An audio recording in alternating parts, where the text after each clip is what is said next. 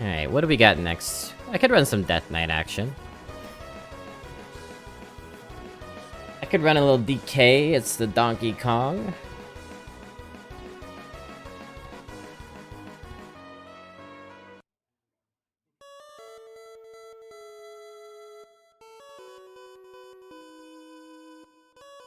I'd be afraid to write a gay character. Yeah, and that's not where we want to be.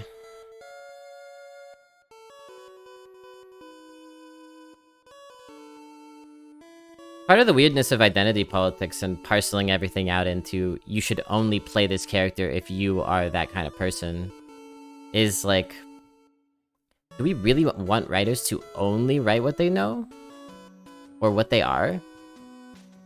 Seems like that's just cutting off all sorts of capacity for interesting stuff to happen.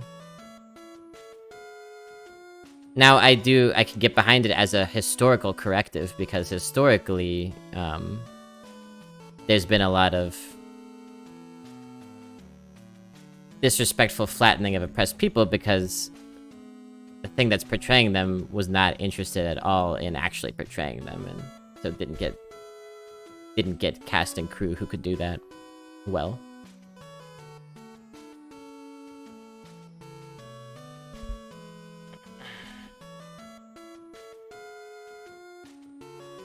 But should Rob McElhaney, who plays Mac in It's Always Sunny in Philadelphia, get run out of town because he's playing a gay character as a straight actor? No, absolutely not. That character being gay was actually a revelation that they came to over the course of making the show as part of the holistic artistic process. It was in retrospect, it feels like the only sensible endpoint for that character, and they took it in a beautiful direction. And a horrible direction, because it is Sunny. Anyway, really happy to have no Muncher off the bat here. Fantastic card.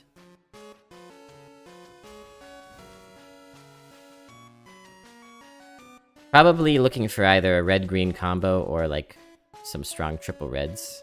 Like, the only takeable card, I guess. Yeah, not that. Happy to take Coroner. Whew. Wow. Weasel Tunneler. Oh, you really got you have it out for Danny McBride, huh, John? What did Danny McBride ever do to you?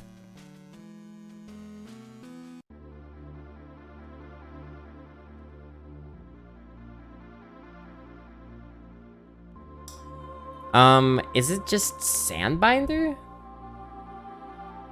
What are the odds that we draft an Elemental in Death Knight?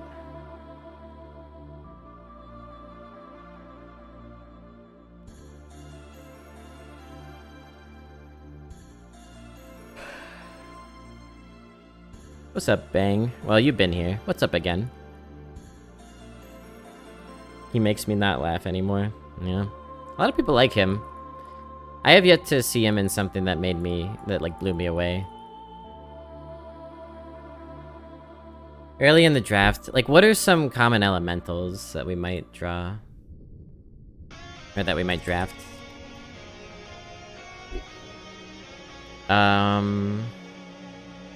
Let's see, there's Cauldron Elemental.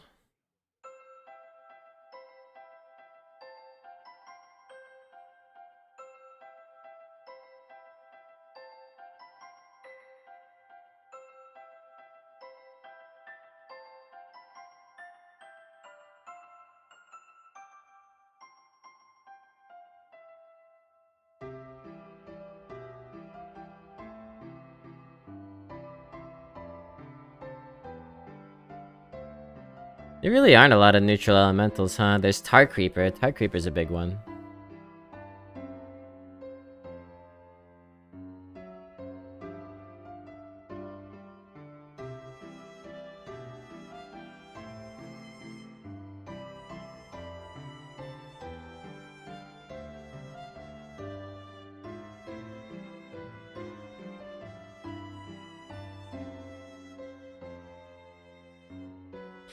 Yeah, so far Tar Creeper's the only, like, good elemental that I see that we might want to grab. So if it's only Tar Creeper and we would have to literally draft Tar Creeper or 2 Tar Creepers to make this work, then I think it's probably a bad idea. That we just take the crappy 1-drop. I'm gonna look for a little bit more. Okay, here's another one. Death Chiller. 2 mana, 2/3 after you cast a spell, deal 1 damage to 2 random enemies. The dual Frost card that is an elemental. And that, you know, is possible we might draft that.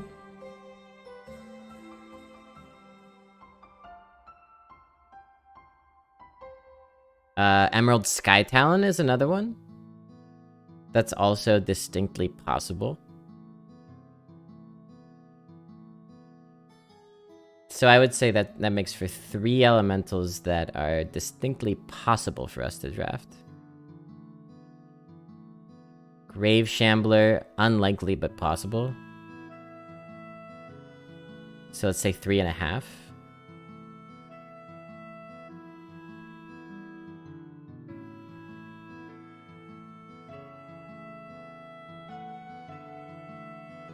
And those are all cards with a higher win rate than Swamp Leech. Nightmare Amalgam as well, 4.5. Although that is epic, so maybe that's just another half. So maybe it's just 4.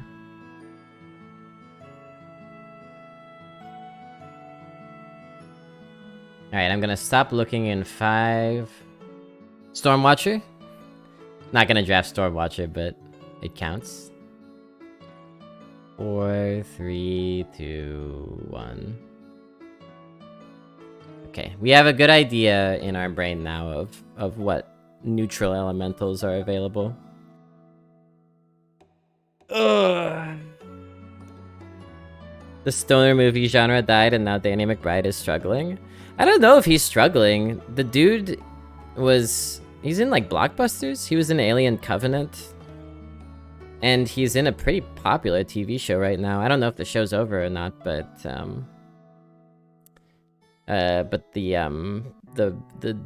Scoopy Doopers, the Poopy Troopers, the Righteous Gemstones, that's the one.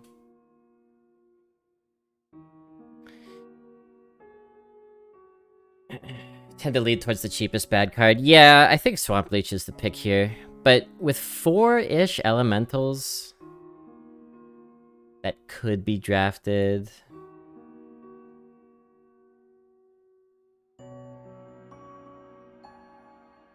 it's at least close enough to think about.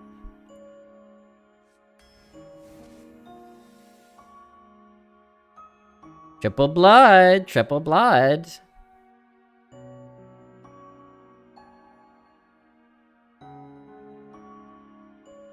Danny McBride is quite hilarious, though. Yeah, like I said, I have yet to see it. But I do believe it. I watched the first season of Righteous Gemstones and didn't like it a whole lot. It felt totally... It felt like one of those shows I was talking about earlier that has a great concept behind it. But that the execution's all out of whack. Ding dong. Thank you. Misclick. Thank you for that misclick. Maybe you give a Mr. Click next time. Appreciate it, Pickle King.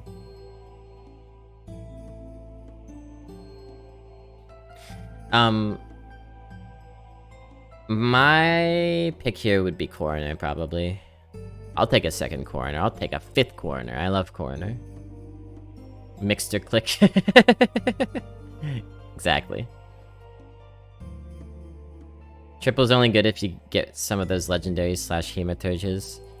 Yeah, you need to hit the good triple rune cards, which is not the most likely thing in the world. We'll stay at single rune for now, take Coroner, although I do like the Ashbringer. Raikou's strong.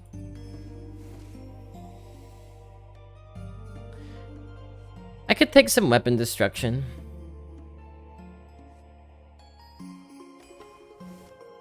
It could come in handy. Body Bagger 2 could come in handy, although Merchant maybe is better overall.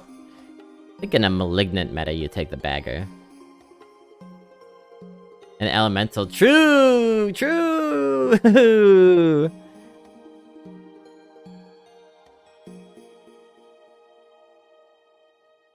Very true.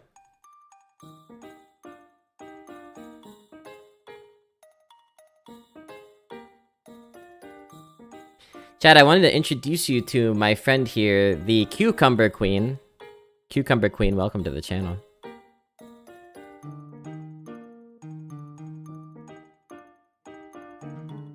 I kind of like bagging it up because of the 2-5.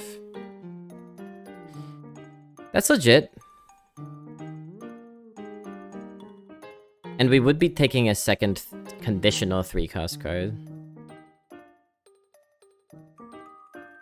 You hate cucumbers? Well, I hate queens.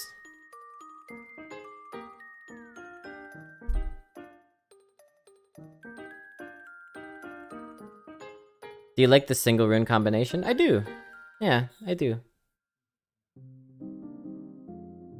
I don't know if I like it best, but... What? No! There's always exceptions, Ash Queen.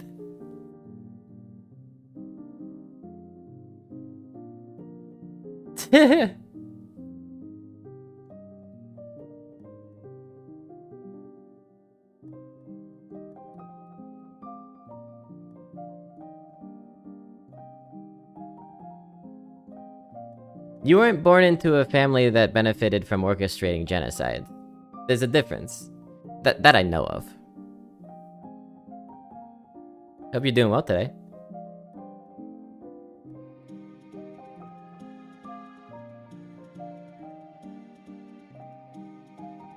Hey,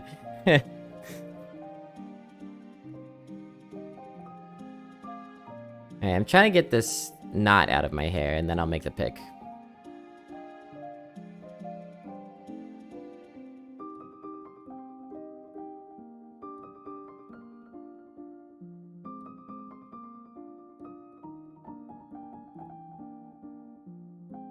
Yeah, there we go. No more knot. So naughty. I've been naughty. Any Courage the Cowardly Dog rememberers? Naughty. Merchant has a slightly higher win rate. Yeah, I mean, I don't know. We don't know what early game corpse things we might get. The 2-5 is pretty likely.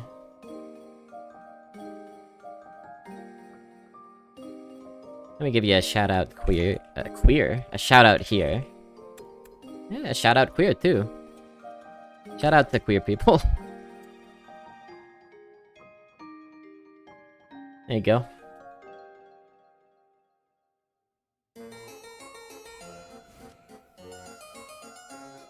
Queer people, just keep doing what you're doing.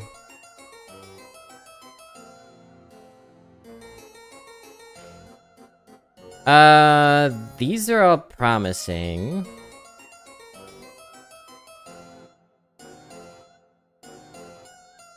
Probably I like Graveyard Shift here. We would be committing to not triple blood, but that's probably a good thing. I think Graveyard Shift is a great card. And a Graveyard. Good with Raid Leader. Good with Raikou.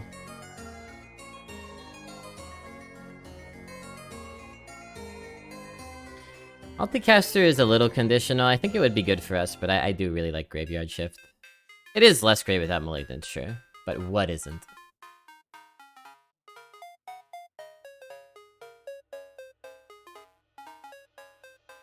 Yeah.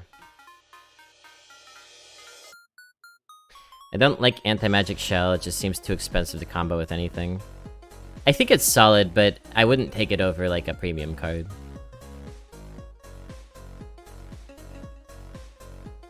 I think this would be probably a pretty good deck for it. With two coroners, you can freeze stuff, build up a board. We have small things, we have Raikou. Probably a pretty good anti-magic deck. But we'll take Shift here. Yeah, I didn't even look up anti-magic shell, but it's probably a lot lower, right? Actually, it's only about 1.5% under graveyard shift. It's not bad. Yeah! Love some Possessifier action. Forced into the Chow. Ooh, very happy to see Acolyte. More Acolytes, please. That's how this deck does well. Acolyte card draw. Acolyte, frankly, one of the scariest cards in Death Knight. To be frank. I like Chemist. And we don't have a 4 yet. We could also happily take Pixie. But Chemist is undead. That greases the wheels a little bit. The flip could be quite useful.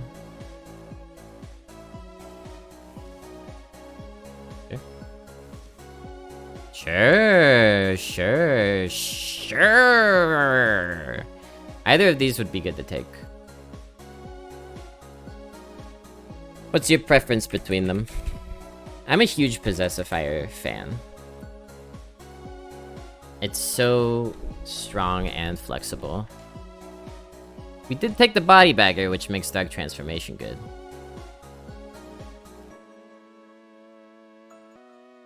Zombie Chow also really good with Dark Trans. You could do a value trade, then play it. Dark Trans, shout out to queer people. Need mid, yeah. I can be very persuasive. Surgery. More? She wanted more! I love it. More card draw, more. Look, we are rainbow. We are one of each. It's beautiful.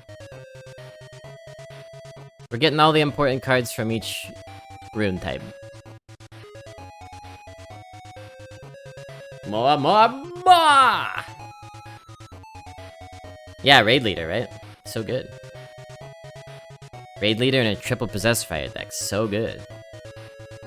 If 12-0 Death Knight had 4 of them, you can't have enough. Yeah. Well, you're useless. You're poopless. What do we have? 1 Frost spell?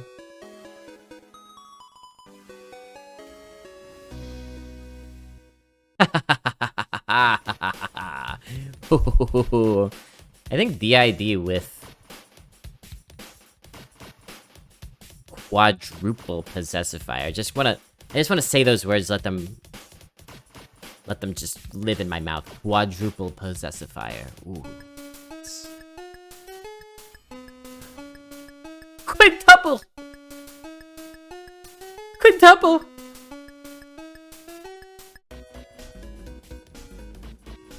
You could make an argument for Corporal at this point, but I'm not gonna reject the quintuple Possessifier. You kidding me? You kidding me? No one's gonna stick on my board. Not on my board.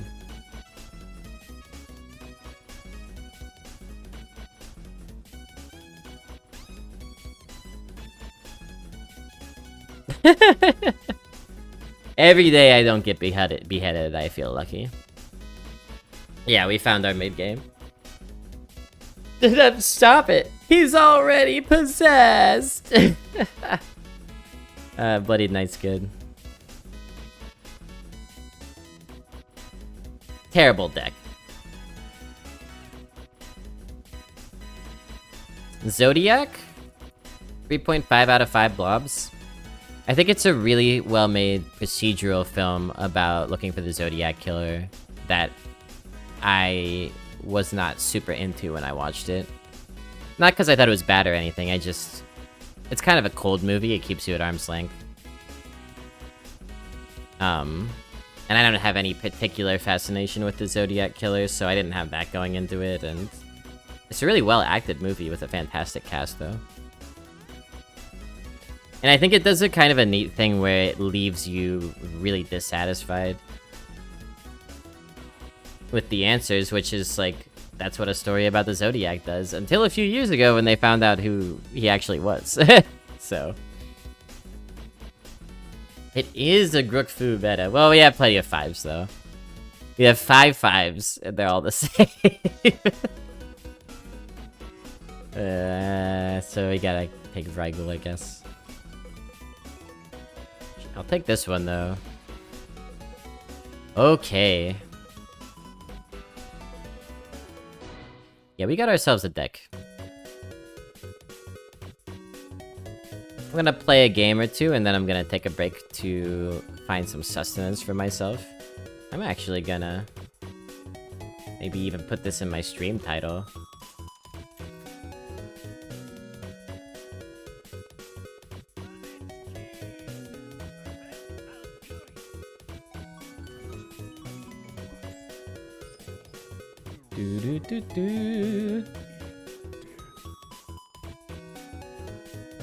Deck has quite a few bad cards.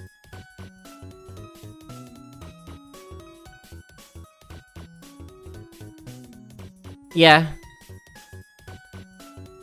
I mean, Vrygul...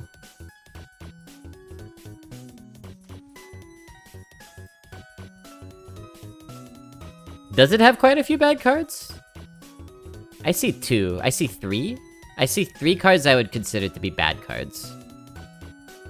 That'd be Vrygul, Swamp Leech, and arguably Undertaker. The rest looks pretty good. Raid Leader's not great or anything, but I think it's actually cracked in this deck, so...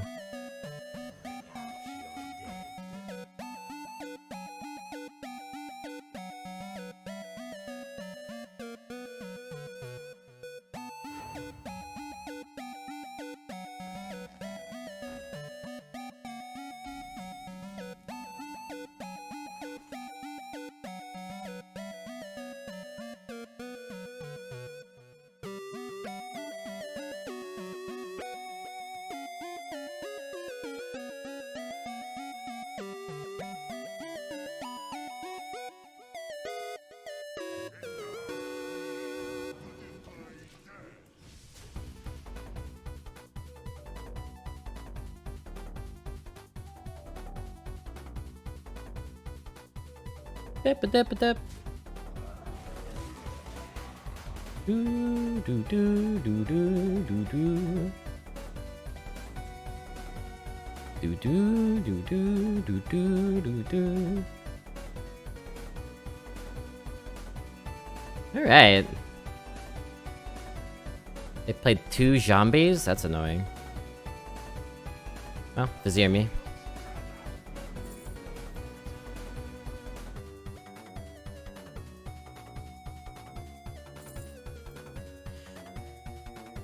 Not Glacial Advance.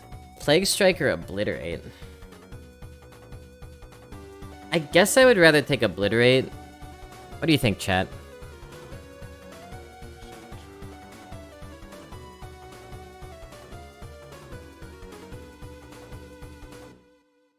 Well, then again, against Druid, right? Like, they're gonna put a bunch of little poopers on the board, so maybe it is Plague Strike. I think it is, actually. A free Plague Strike going into the middle game that will allow us to contest their board. We do have a 4 and curve. I am just getting worried about their capacity to flood the board and buff, though. So I'm not gonna play this yet, but maybe soon. Next turn, Suspect Strike. Was there a sale? Someone was just telling me how they had a 4 Possessifier deck go 12-0, so I had to one-up them. And make a 5 Possessifier deck go 0-3. ABCD339, thank you for the follow. Welcome to the fun dungeon. Hope you have a grand old time.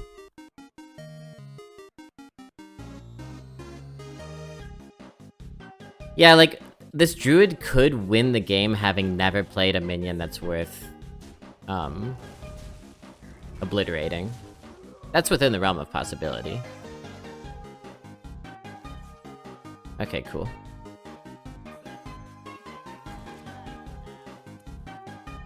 So far, so good. Possessifier should clean up whatever is hanging around next turn. Our deck is actually a pretty nice counter to Druid. We might lose to some of the more valueful decks, but we counter Druid pretty well.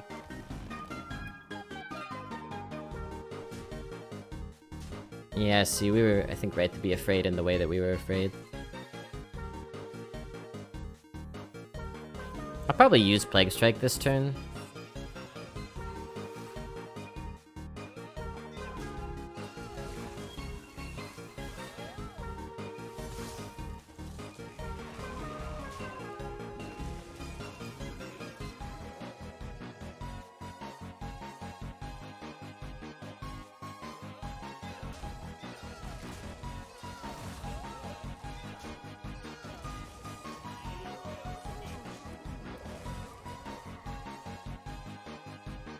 That into another Possessifier into Stormwind Champion. Stormwind Champion, another card that's kind of average, but that is really amazing in this deck. So, how good cards are is not absolute, chat. Depends entirely on what kind of deck they're in. I did well with the Grook Fu not long ago.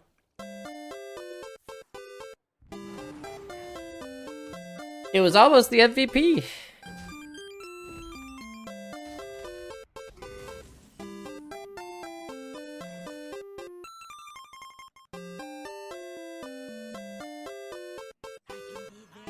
You still Possessifier because you're following up with Stormwind Champ. Otherwise, this and this would have been fine.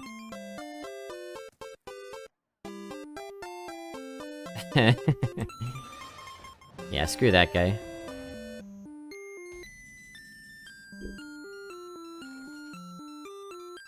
Shazam.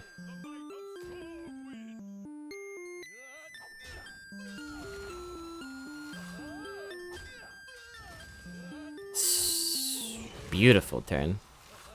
Take that value trade, hit him for 8. Love it. Love it!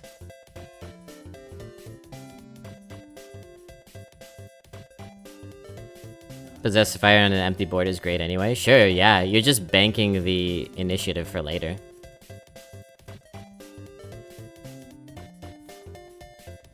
You don't have to play it reactively. That's part of what makes it so strong, is that it's kind of all-purpose. You can play it in most situations.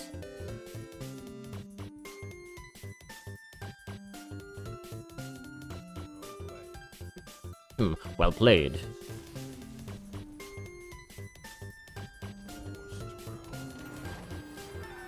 Alright, maybe one more game and then... well, actually, I already made my sandwich for lunch, so...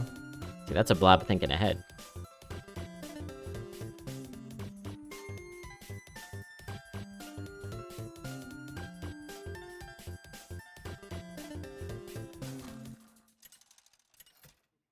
That's a blob with a plan. Just beat a DK with Marogar and Scourge? Yo, Ivanovic. I talk about how I beat Astalor all the time. But I do not think I've beaten Marogar before. Maybe one time. Maybe. Maybe.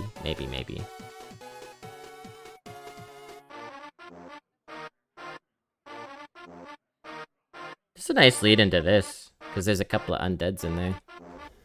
Inside that spider. Yeah, I don't think I've ever beaten Marogar, and Scourge, I usually lose to, with a few exceptions.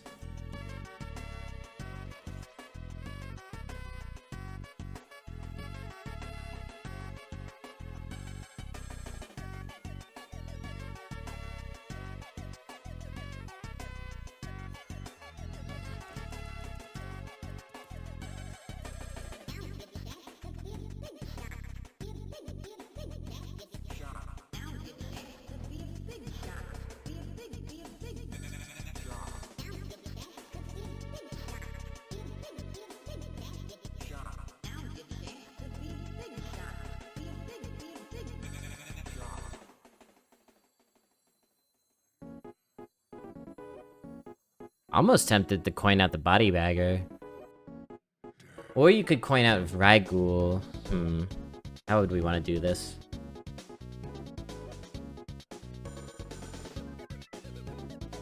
Let's do it this way. It's a bit weird, but I'm trying to make a board that lets us get Buku Buck value off of this Acolyte. And if this doesn't make sense, we have a 2 and a 1.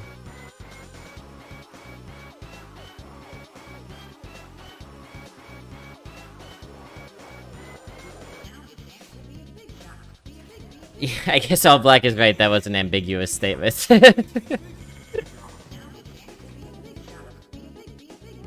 Yeah.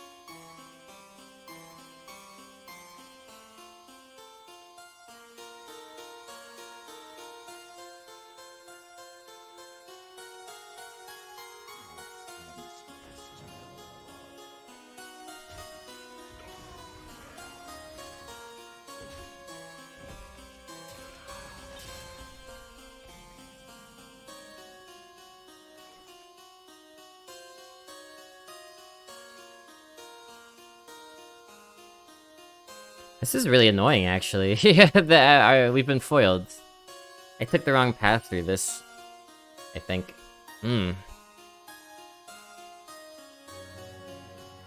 Well, let's see here. We could Coroner.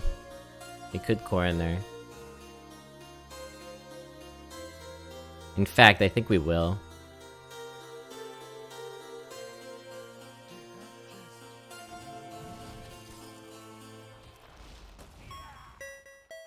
And let's do it this way. This way, yes. We'll do it like this. So we have 3 undeads on the board and 1 with a hero power, so that's 4 card draws. Perfect. Perfect.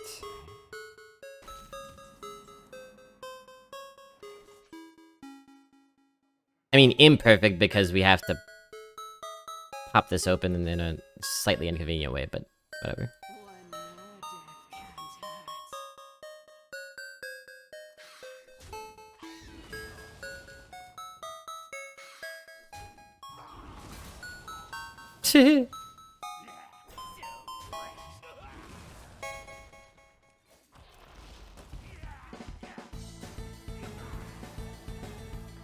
That's why Acolyte's important.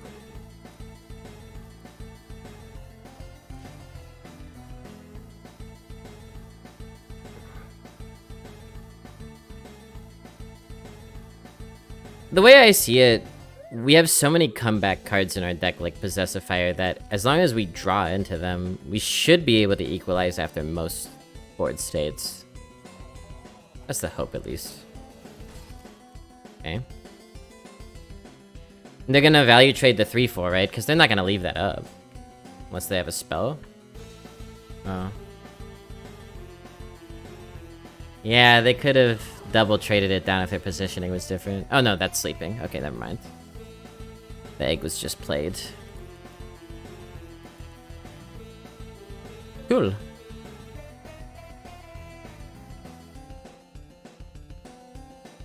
Alright, well, let's come back.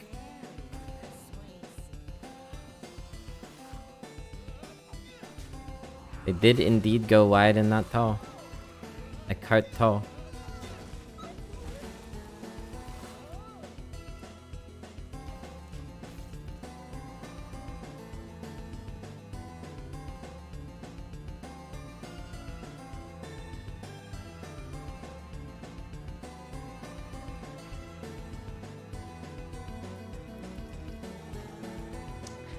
Now that's a bad card.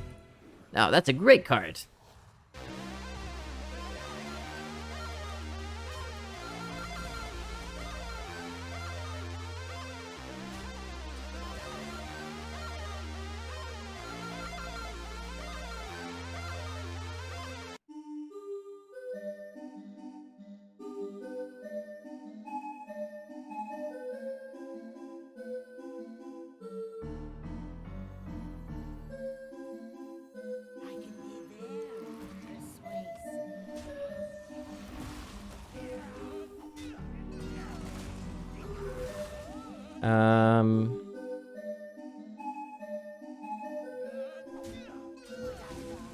Sure.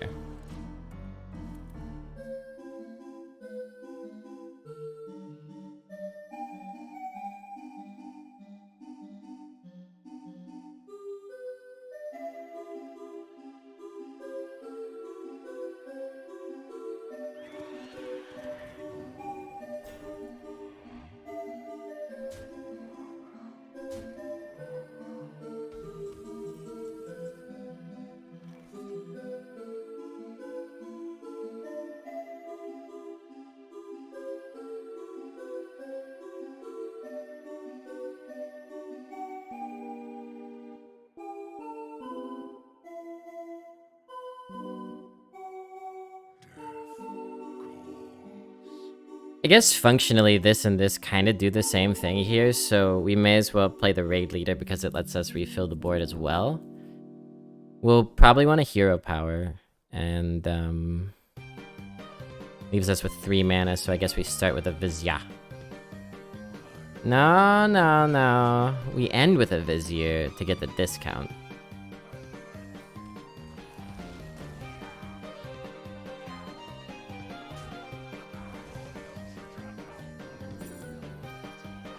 Heh.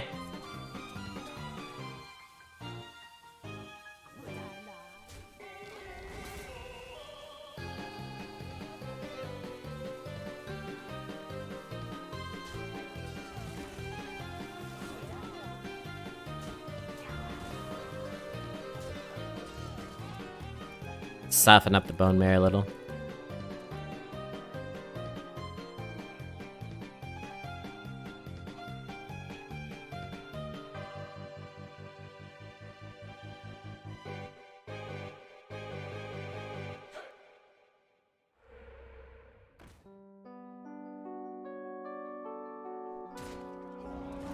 Kinda scary, but they're trading, so who cares?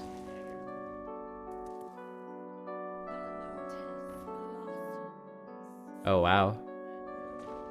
Okay,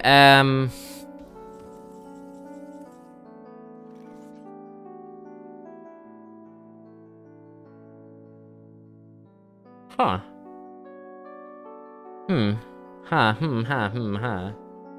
Ha.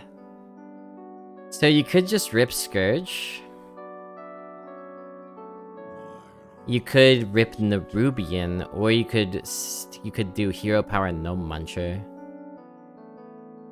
Trying to, like, this complicates things a little bit. I don't think we need to be that afraid. It's just like they have, what, 7, 12, 15, 16. That's a lot of damage if we totally miss Scourge. Could Hero Power now and then Scourge. That's maybe not bad. Maybe that's the safest bet. Like, more likely to whiff Scourge or more likely to whiff Spell?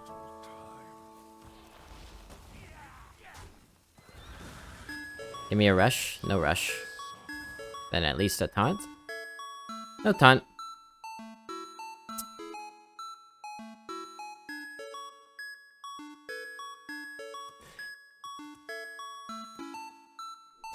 This is a way we could lose. Alright, that's fine. I still think we win, but this is a way we could lose. They probably have to trade some stuff, right? We have, what, 10, 13, 14, 15, 16, 20? I don't even have enough. But yeah, pretty safe to trade that away.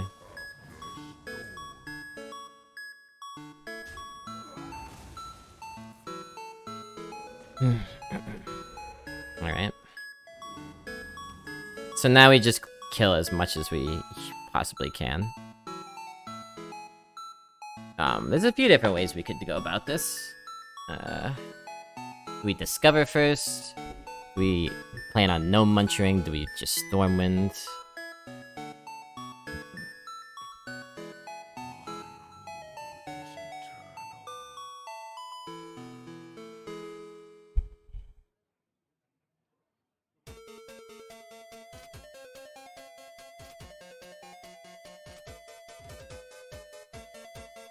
Yeah, it's probably just good enough, right?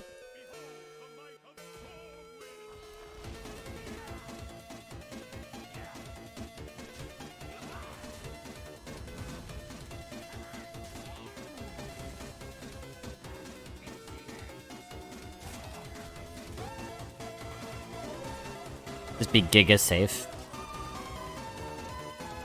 Play around, blood, whatever. Frenzy, Fury.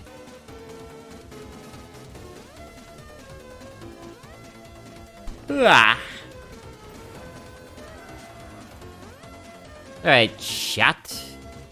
Like I said, break time for Blobby. But I will be back for the rest of this run. I'm excited for it. Won't be long.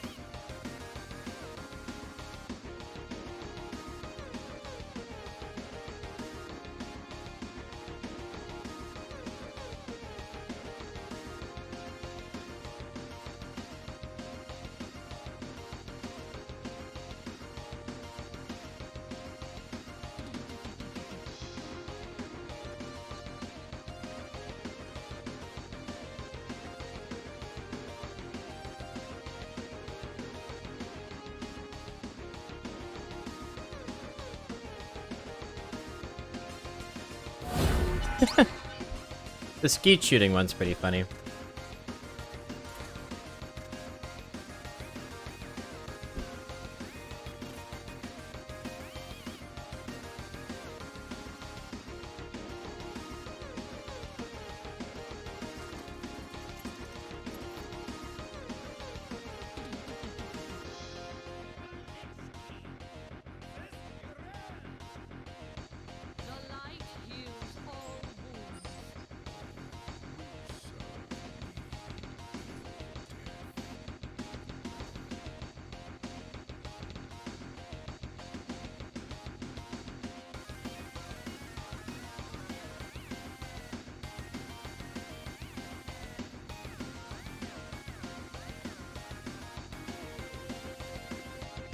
I don't think we're, like, hot and heavy for the corpse.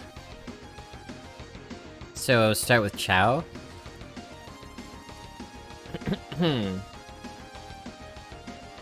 Was able to get the 12 with Shaman? Congrats! It's been a frustrating class, you get so many good-looking decks, but they all fail at the 6 to 9 range. That's been my experience, yeah. The Jewel Kit, huh?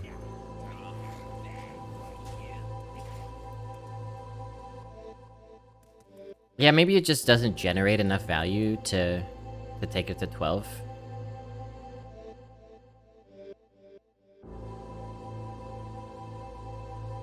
Some of the valueful Death Knights and, like, Priests and stuff probably, and Warlocks probably outpace the removal that Shaman can have.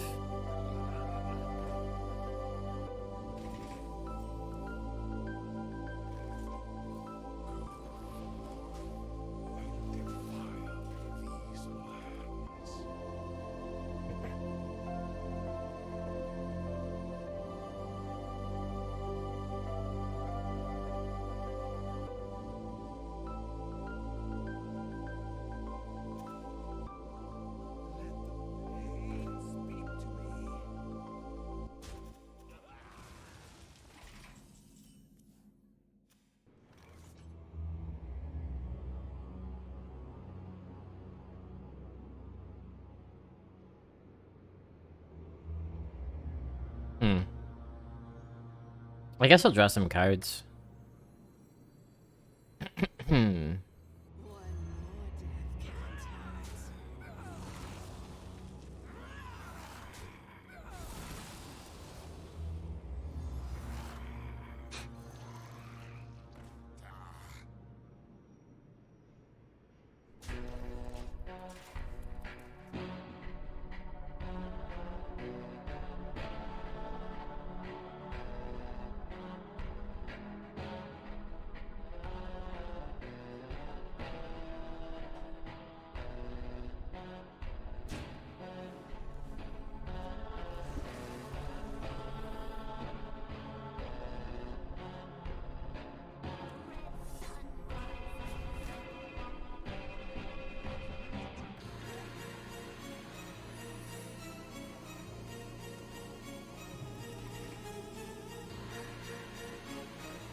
Okay.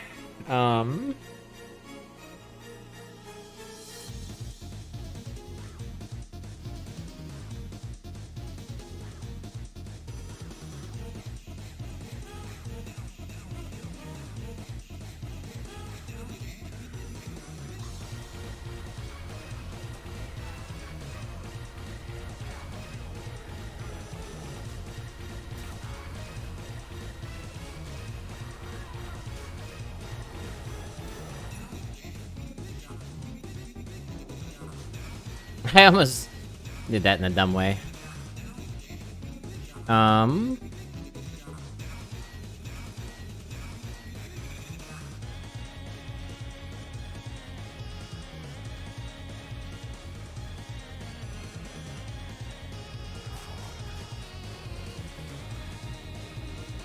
We have drawn enough cards, I can trade this.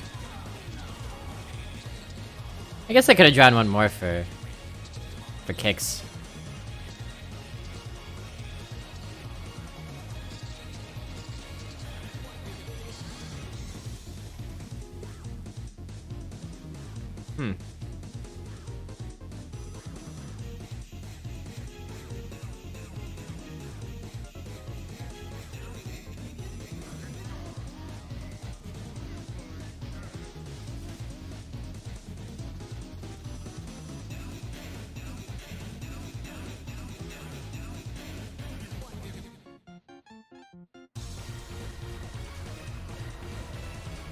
Da da da da da da da da da da.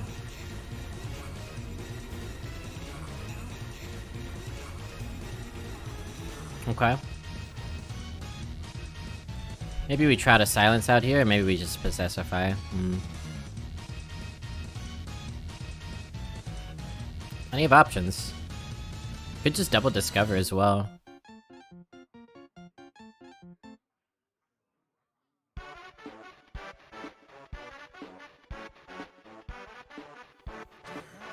This is a nice setup for Stormwind Champion, so... Double discount on Discover spells is also very strong. Can't really go wrong this turn.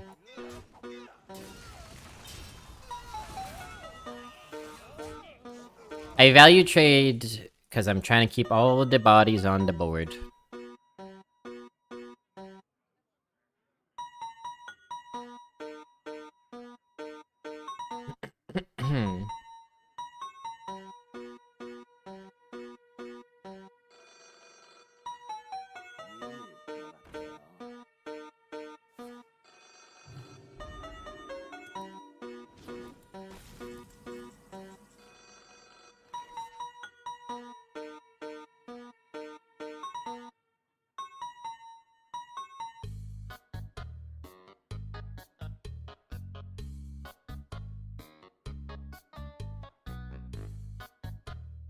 I guess we just want to silence that.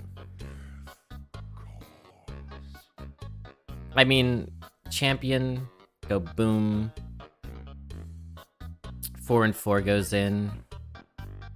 I mean, that's fine too. This is like, which way do we want to win?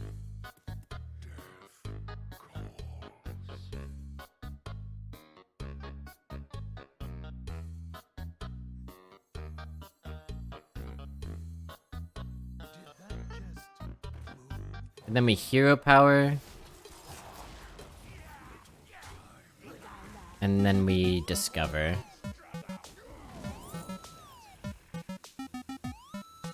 I don't care about 3 damage.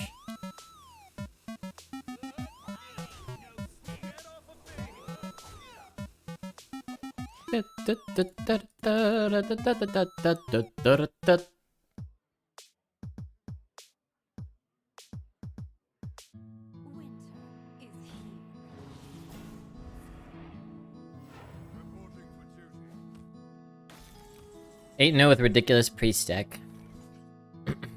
Wow. I've kind of written off priests myself. 3, 5, 6, 7, 8, 9, 10, 11, 12, 13, 14. Potentially lethal with this. Why the hell not? Let's try it. Oh, I don't actually have the board space, so I'd be 1 off lethal.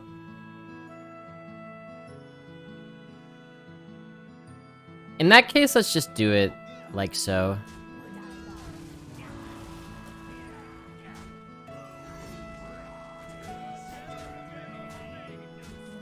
Guarantee the damage face. Coffin Crasher with 3 Mawargs? What? That's wild. No, it's Arena.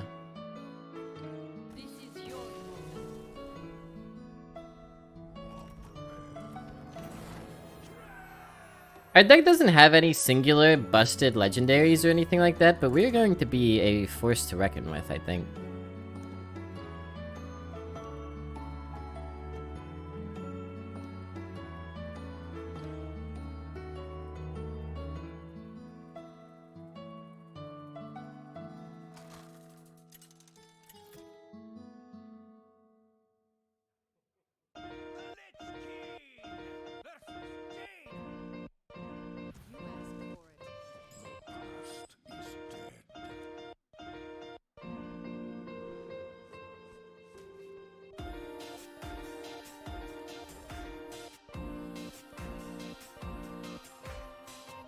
Very synergistic opener.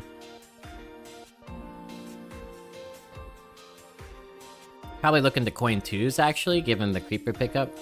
I was gonna coin 3s, but... But coin creeper into Necrolite is so strong as of an opener. It's virtually impossible for them to clear the creeper. And then the bodies start to stack up for this. Or you could do this as an interim.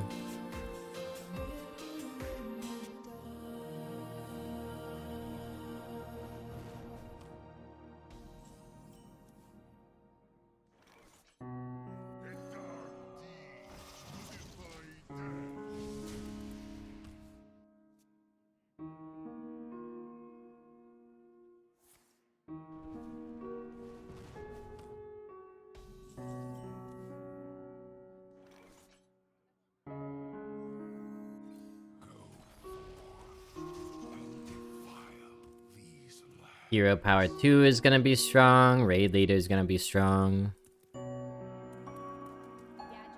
Hey, that's not gonna cut it, my friend. Not on its own.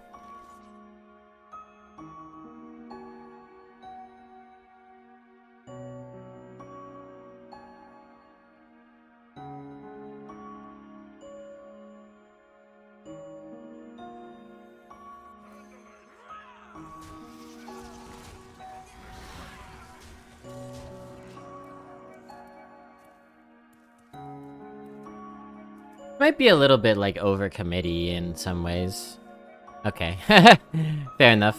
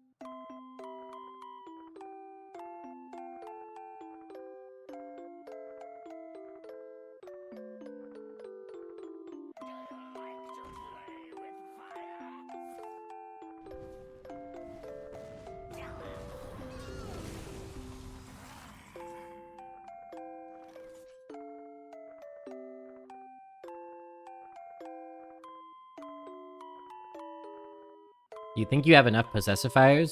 No.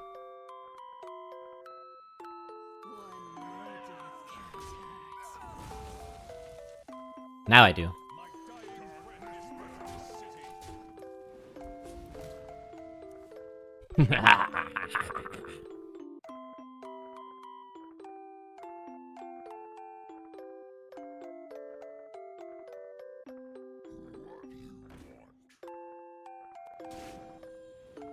Just call me capitalism, because I can never have enough of possessing.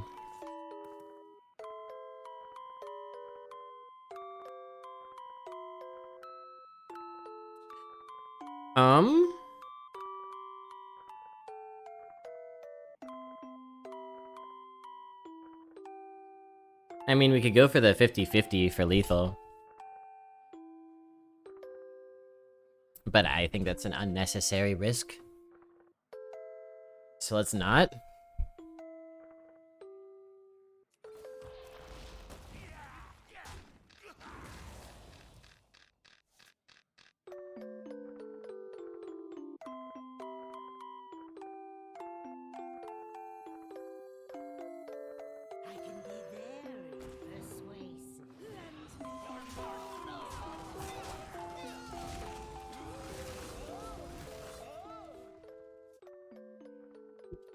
Oh, no, I'm wrong. Dude, I'm glad we figured this out now, because I always forget how this card works. Always forget how this card works. No, I know, it happened to me last time, too. I always think it's a random enemy. I can never remember that it's the lowest health enemy. But now, at least for the rest of this run, I will remember.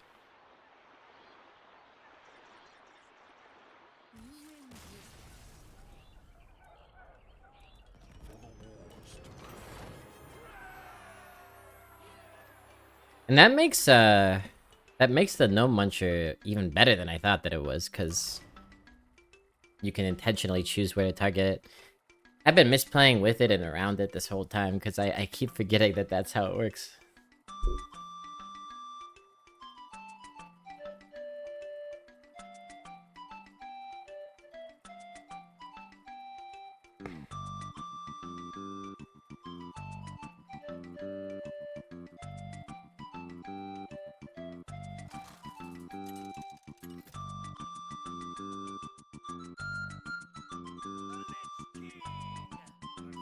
Big banana, by the way. Nobody asked.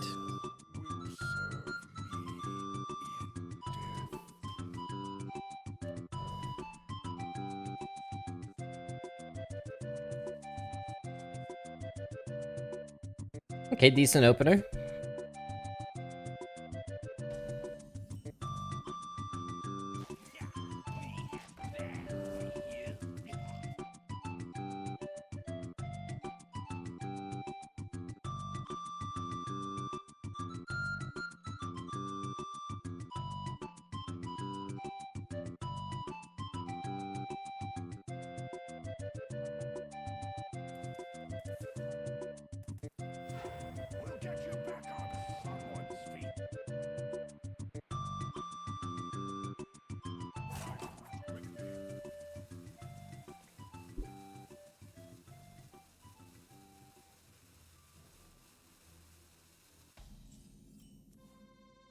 Oh.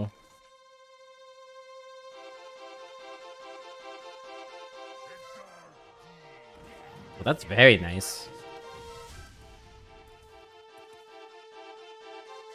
Great lead into Acolyte if that's what we want. Does everyone get Scourge Tamers but you? I think I've drafted it twice? Pretty fun.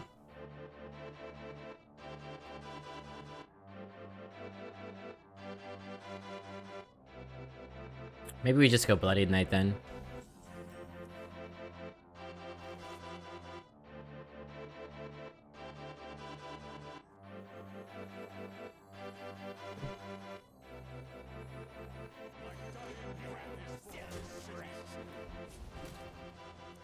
Check out this healing pog.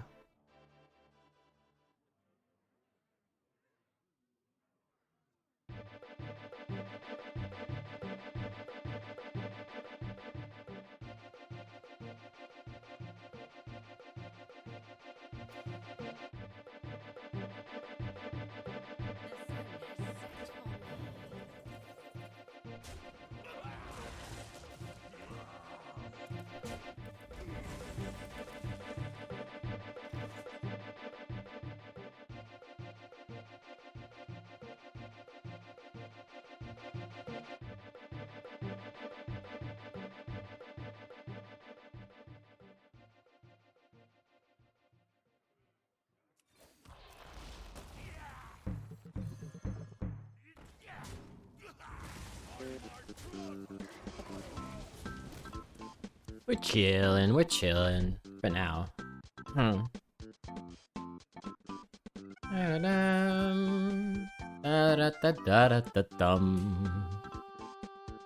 The Irishman. 4 out of 5 blobs. I was a big fan of The Irishman. A lot of people felt like The Irishman was just a watered down version of some of his other gangster movies. Scorsese, I mean. It felt unique to me. It felt like it had its own identity. And I really liked it. I thought it was a great movie. And it's one of those movies that I didn't realize how much I liked till the very end.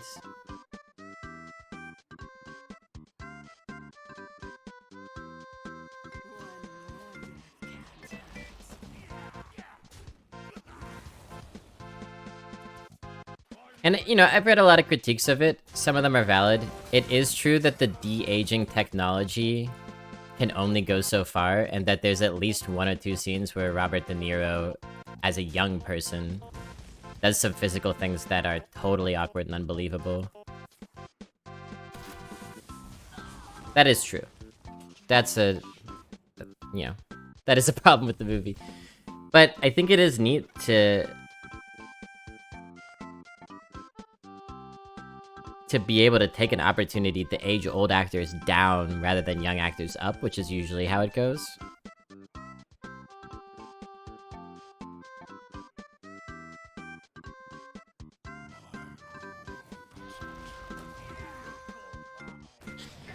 And I think there's also something to be said for... something to be said about these artists who have been working with each other for literal decades and decades, having a chance to do this big mafia epic really late in their careers and lives. I think that's a cool thing.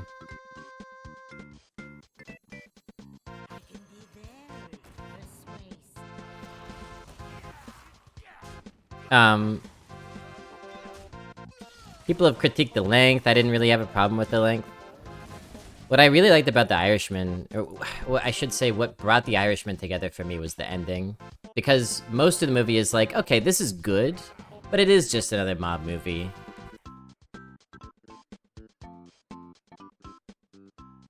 A totally compelling another mob movie, but it is another mob movie. And then the ending made me realize the whole point of the project. Because it like, all the action of the last 3 hours just kind of funnels into depressive elderly loneliness. And it makes you reflect in a really startling way on what the hell was the point of all of that stuff we just spent 3 hours watching. So I love the ending, especially, of The Irishman.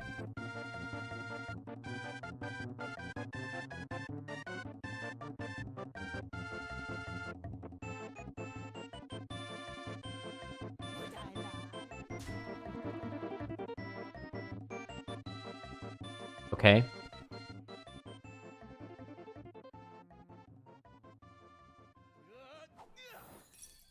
Yeah.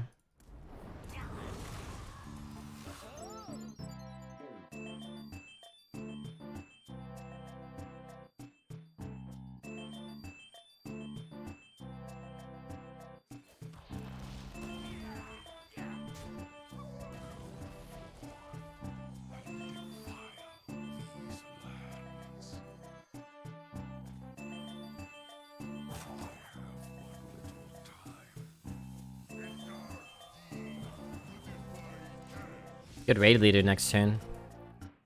We drew very light this game. If we run out of stuff, we will have had to have worked very hard to run out of stuff in this deck. Dodge both of our Viziers, dodge our second Acolyte, our 4 other Possessifiers. I think we'll be alright.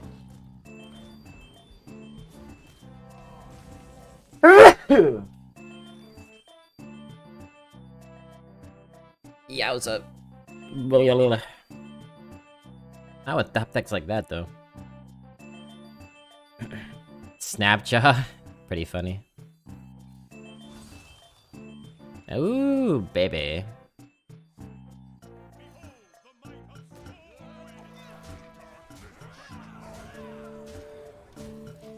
Not that amazing.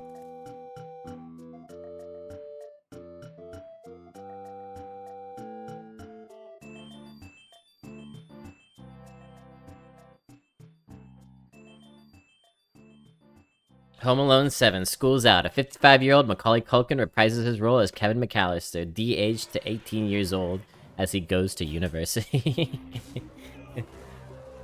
It stinks!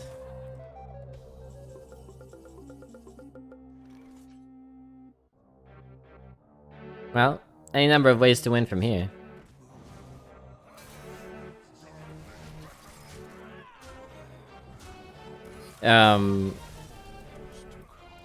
I'm happy for Macaulay Culkin. He kind of got out of acting for the most part. He seems to be having a good time. He's getting up on stage and dancing with Lizzo. I don't know. It seems like he's living his life. And his brother has gone on to have a phenomenal acting career. I keep seeing Kieran Culkin popping up in all sorts of cool projects. We were just talking about Succession earlier. He's incredible in Succession.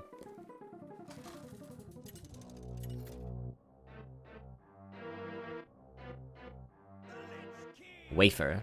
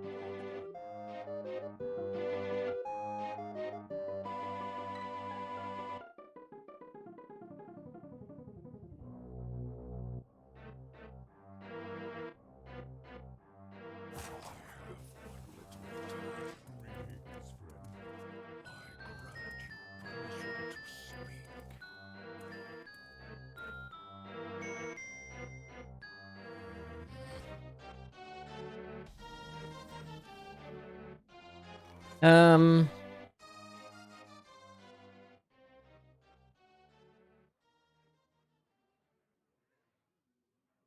You know... Hate to do it, but... Don't want to be falling behind too early, and we can kill it next turn with this, so...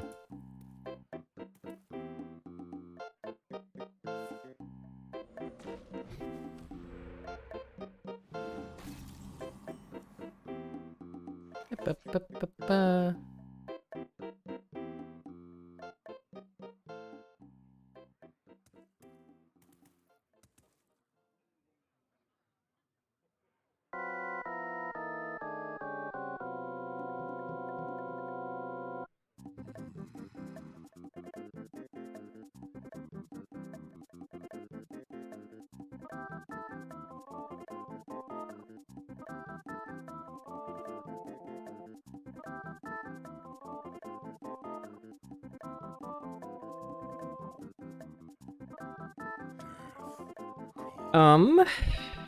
Do we still like the raid leader play, or do we want to trade the totem down and do something else?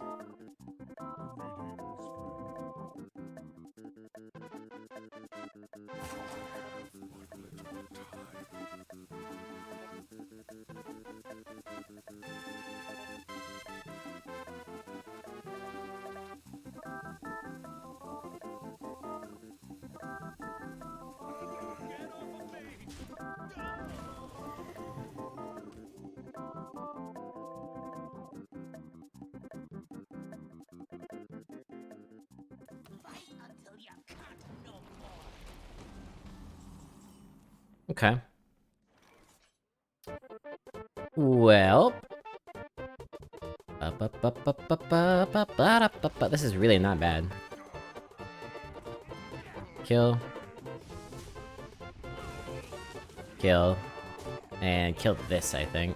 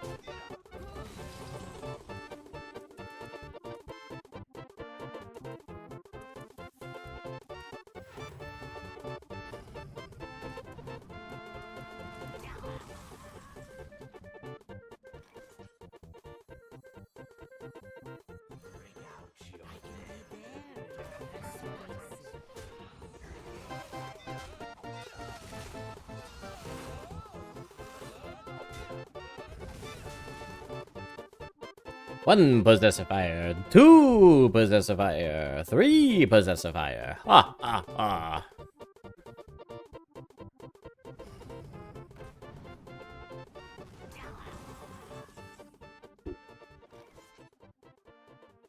It never ends. It never ends.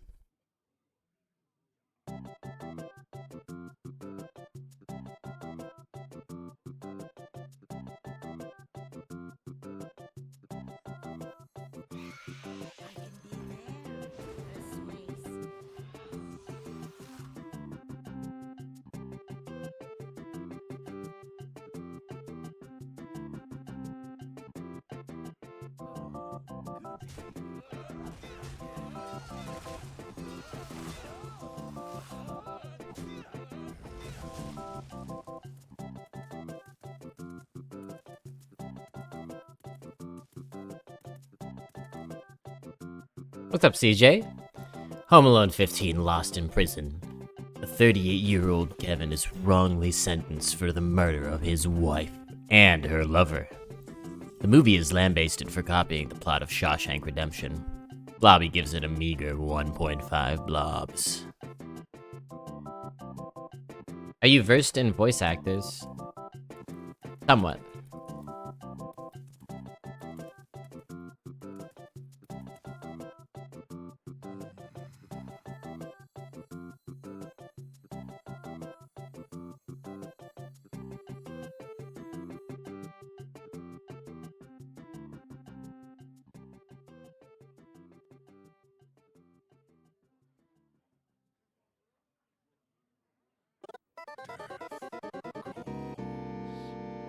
Guess we're trading the giant down?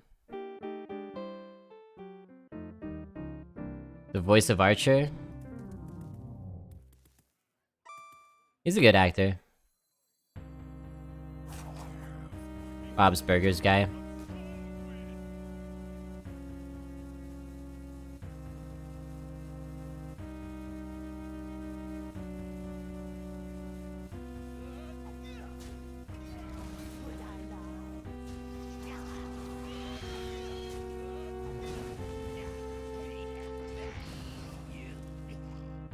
They might run us out of stuff here. They're doing a good job keeping up. Do you recognize any in this game? No, not really. I know a lot of the voices are done by the same handful of voice actors. I know there's a few voice actors who only do like a couple. I guess. But yeah, I don't know much about Hearthstone game voice acting. Yeah, this is really this is really bad.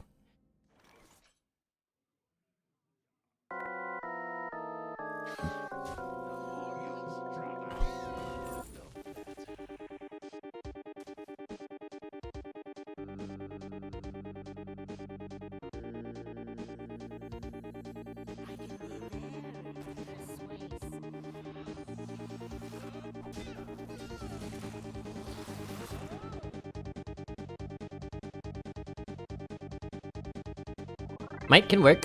Might could definitely work for us.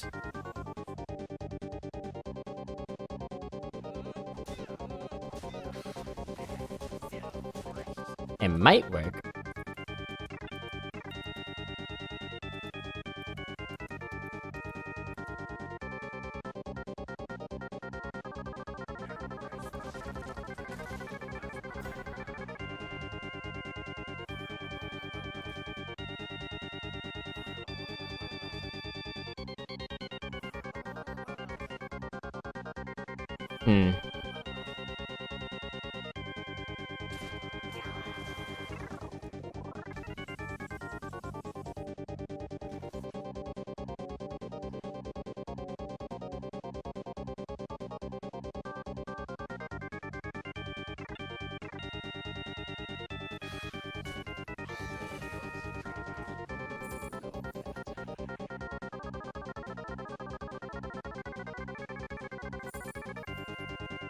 Tomb Guardians?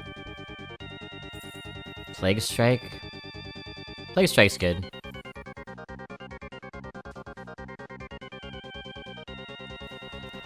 So we can just go boom the doom. The doom.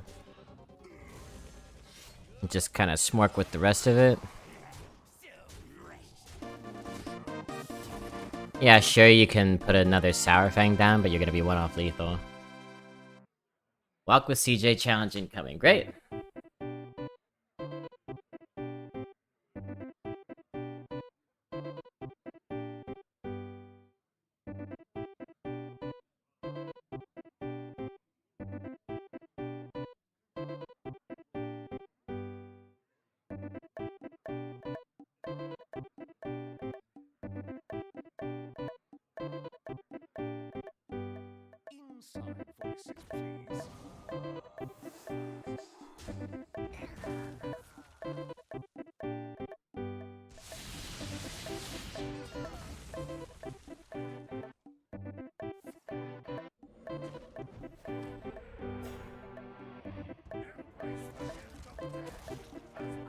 They really did. They really did play another one, and they got taunt. Wow.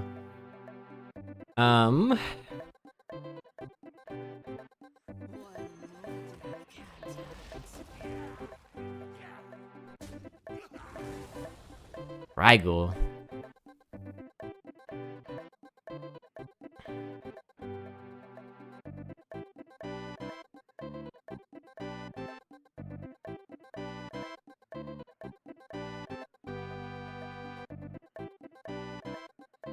This is pretty alarming.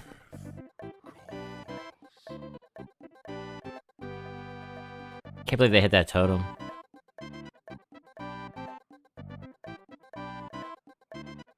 I'm just trying to see if there's ever a world where we trade this here. It's just super awkward. This totem's screwing us 6 ways from Sunday. No muncher.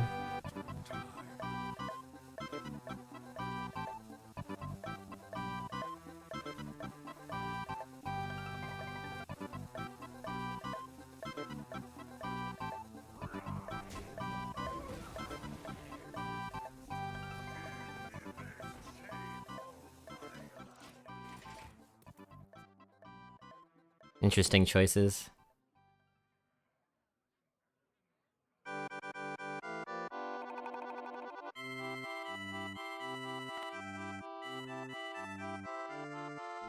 Why not set it up so hero power kills next turn?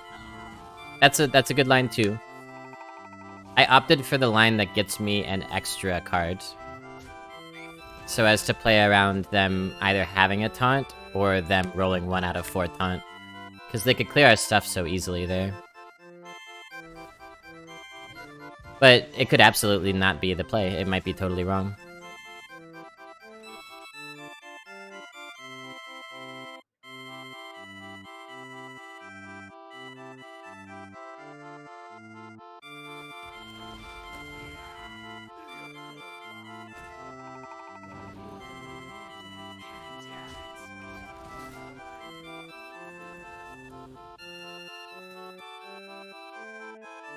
Possessifier should do it for us very soon here.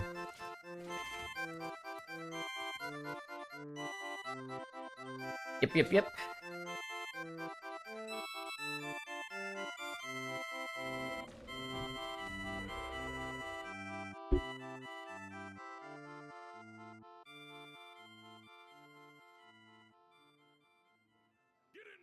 Does Bloodlust kill? That's a scary thought that I don't want to have to think about. Very scary thought.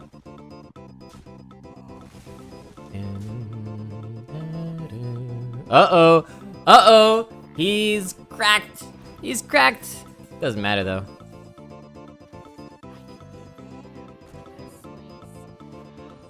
It almost matters, but it doesn't.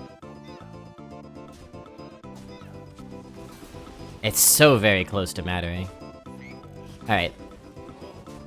Give me 1 sec.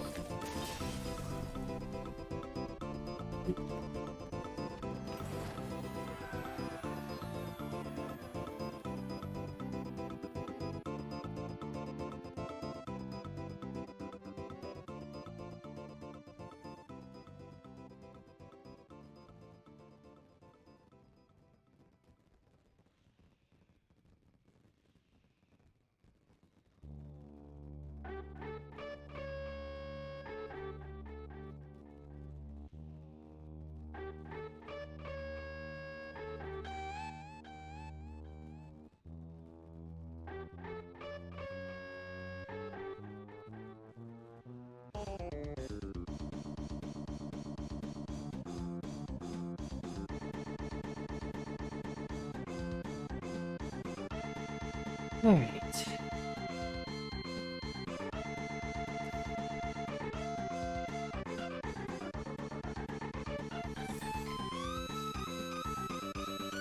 They were 2 off with Bloodlust. Is that including the Abusive Sergeant that they played? Because that would have been a really funny lethal.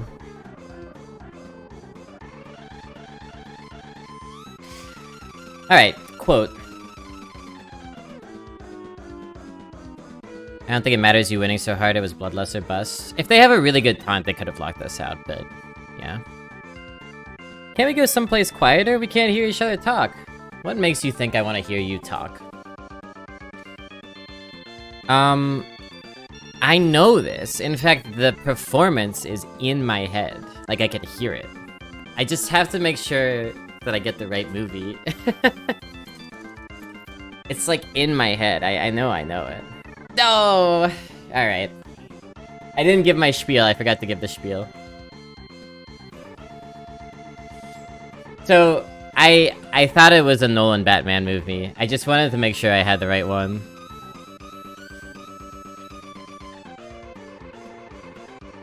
Yeah, this is a challenge CJ does for me, so that if I guess correctly, I get a gifted sub.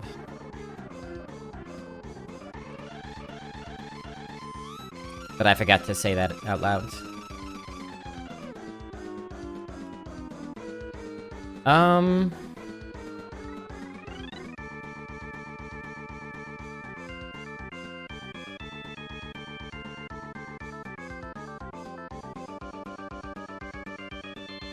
You don't really have a lot of 2s.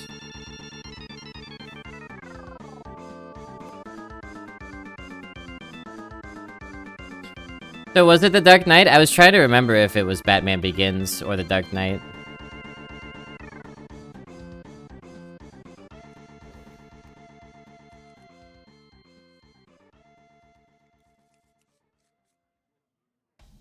But it was like it was a crooked cop or a politician or something who says it. Or was it a mobster? It's Maroney. Okay. I could hear the voice. How he draws out talk.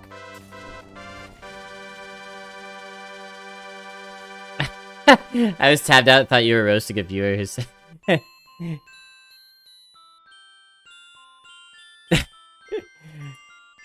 That would be such a funny thing to say to a streamer whose channel you tuned into. What makes you think I want to hear you talk?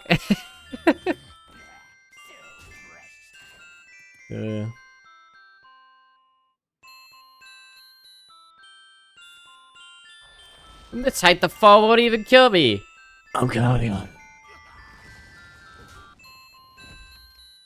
Ah!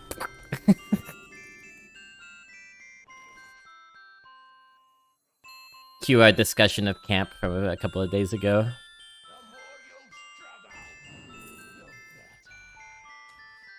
Sure. Cheap Sunwell. Only thing better than Sunwell is cheap Sunwell.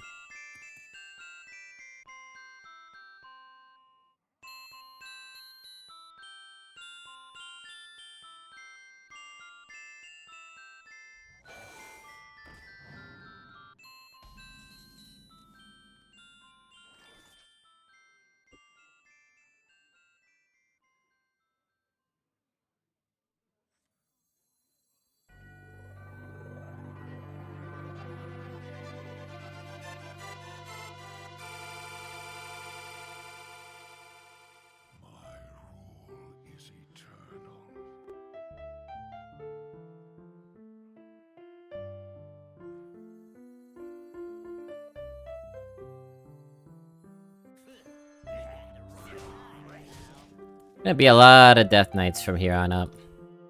I got a feeling.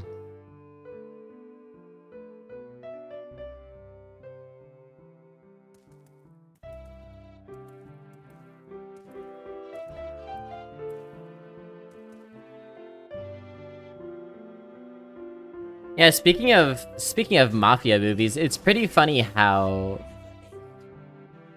Trapped in Amber, the like Batman universe's portrayal of mob crime is, because of how old Batman is as a property.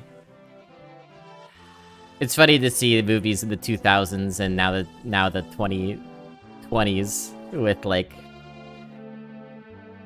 old school,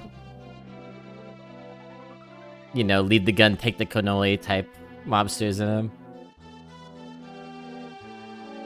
People named Maroney, Falcone, Zamboni.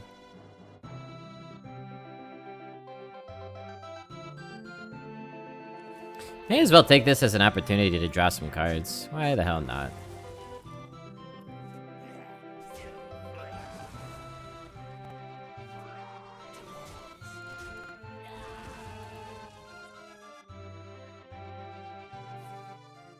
I'll give you a shout out, John.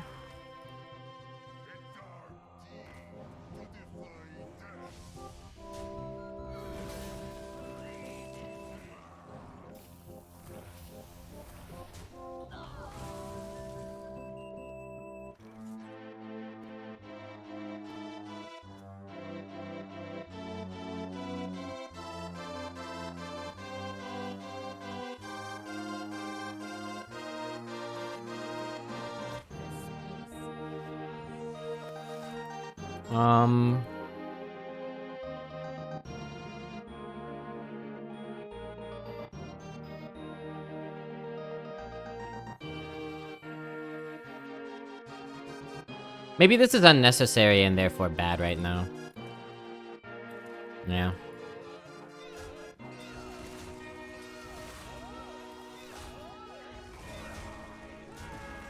Let's save it until our hand's a little emptier.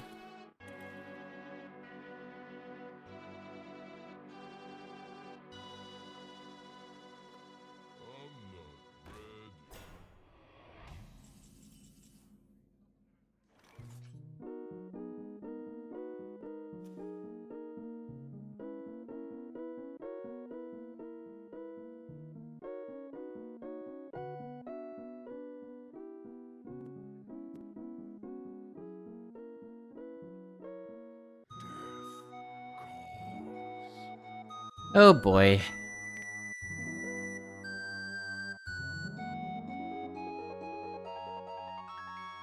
Just another one of these is fine, I suppose.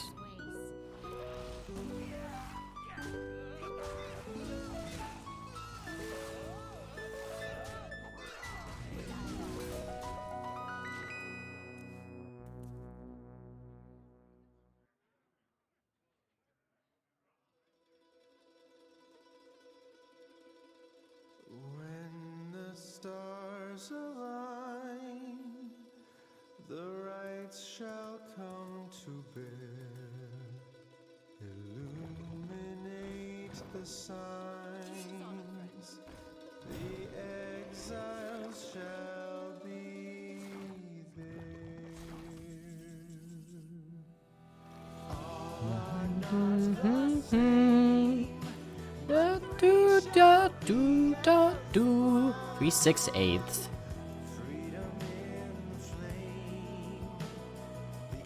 I think it's time to start employing some of these silences.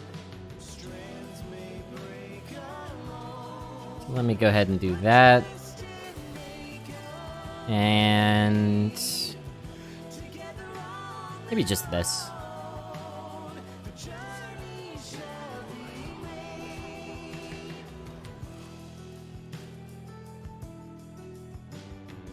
Huddled in the cold, backs against the storm. The timid and the bold, they keep each other warm. Shivering alone, but joined are unafraid.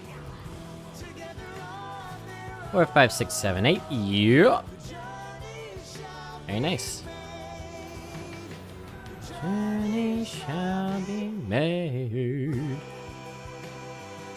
7-0. We're climbing. I have not been particularly worried about these games. We felt fairly in control the whole time. That's what the initiative and reactive capacity of 5 Possessifiers can do for an MFer. when the stars Ow. the rights shall come to bear. Illuminate the signs, the exiles shall be there. Strength may break alone, but twisted make upgrade. Together on their own, the journey shall be made. The journey shall be made. The journey shall be made. The journey shall be made.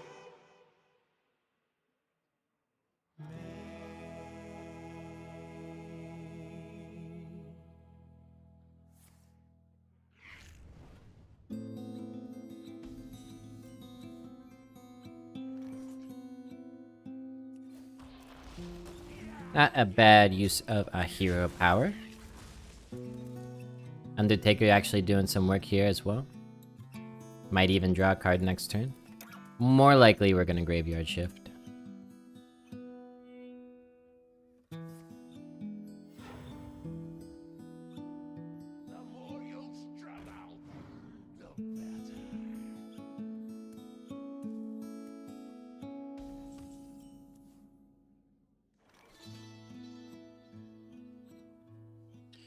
Well, honestly, Acolyte kind of makes sense.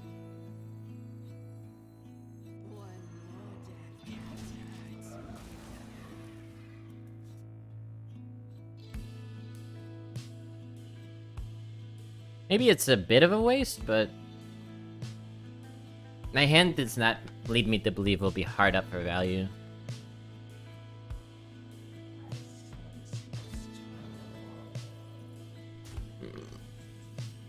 Yeah.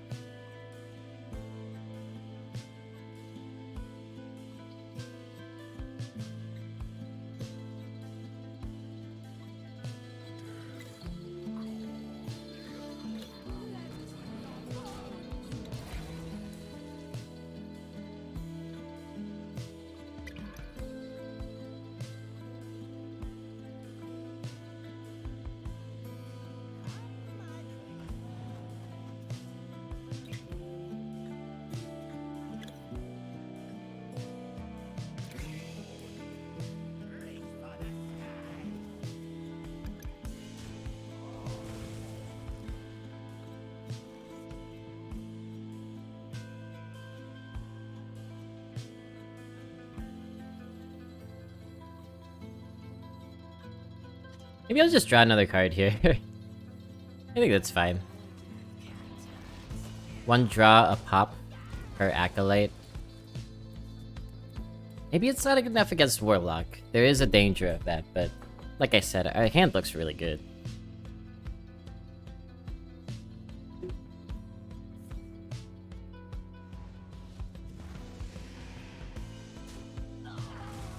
That's what they got off their Vizier. Wow, that's kind of a weak Vizier card.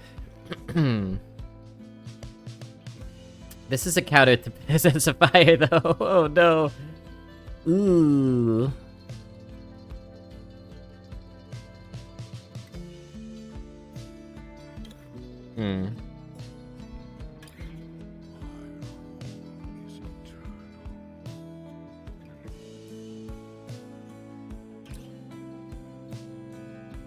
I think you still play one, because the 3/3 can clean up the boss after it value trades.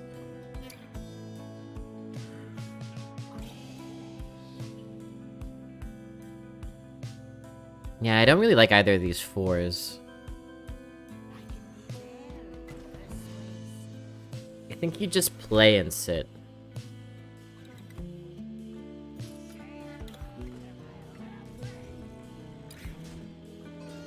Mm-hmm.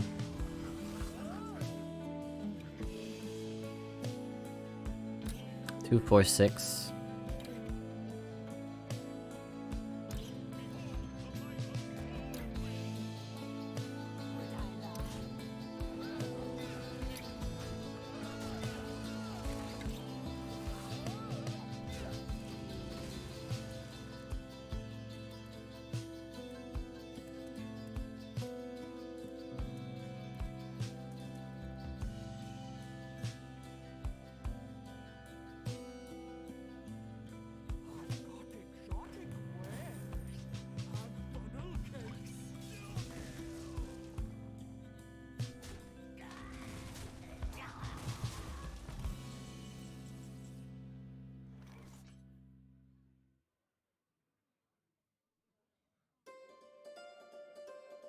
Four, 5, 6. I mean, we could clear this with this and this if we want to.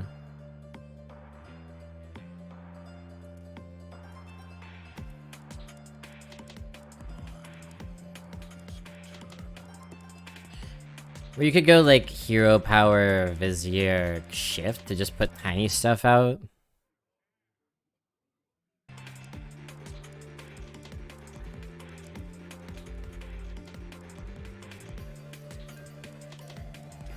Yeah, that's okay.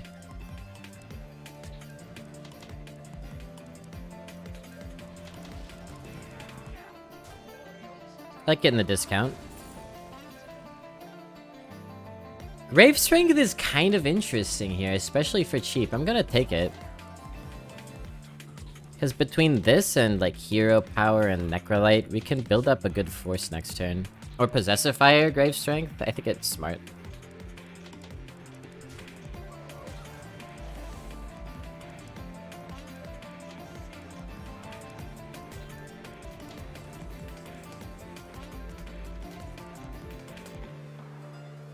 But it sure seems like we're gonna need it. Okay.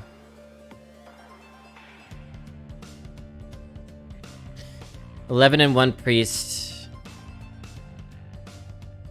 Damn. Damn.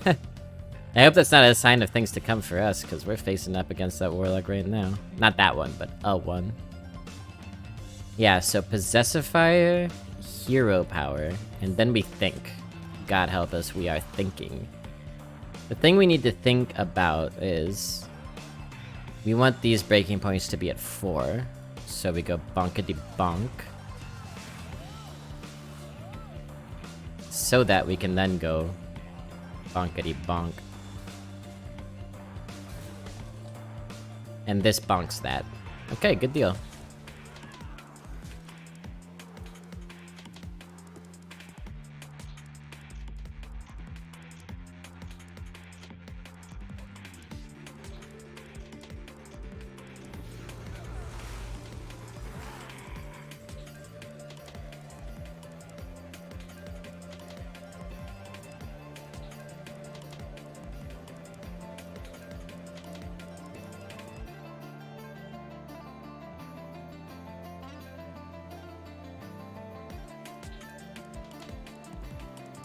One, two, three, 4, 5. I would like to continue to smork, so therefore... I'm gonna be trading a bunch of little shitters. And then seeing what we feel like doing with the rest.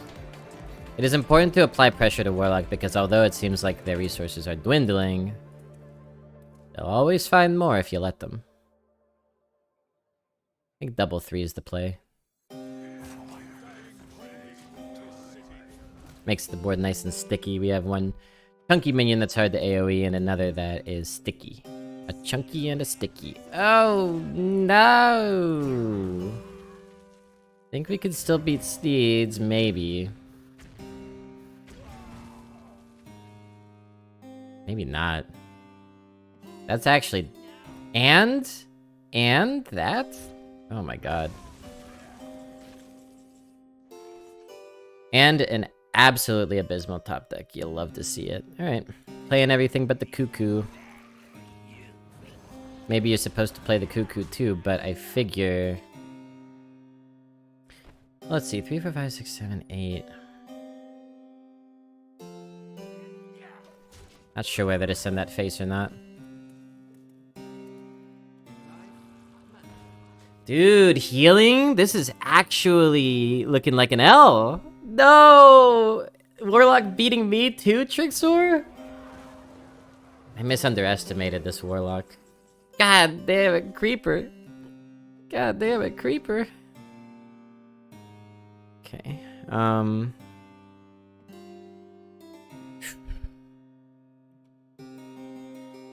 Are we gonna try to, like, flip this and kill this in 2 hits? No, I think we're gonna just be resigned to them healing. And we have to fight for the board now. Is that accurate? Is that what... The best we could do is they heal for 8, which is 23. But it leaves Sneed alive. For now. So you do put them down to 21.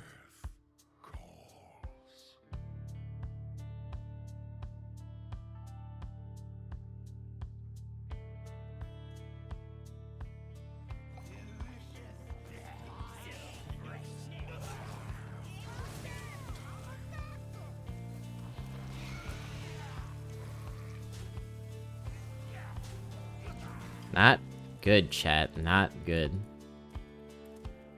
What could save us? Defrost? Vizier? Gnome Muncher? Yes. How many cards do they have left? 13 still? Yeah, we're screwed, man.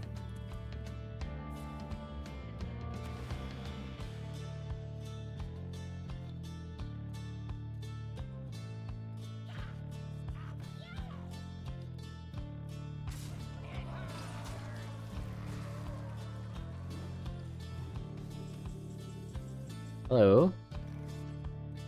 Scourge me?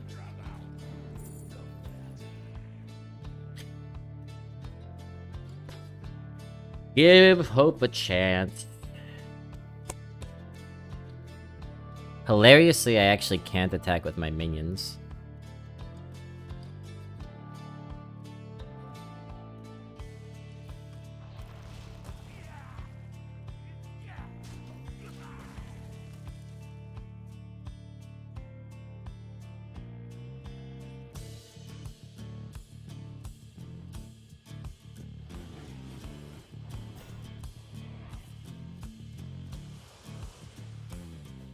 So annoying.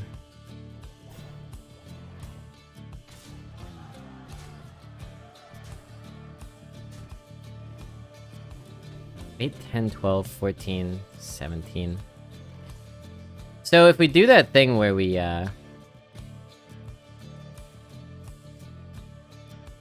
don't get any rush or taunt again, we're dead.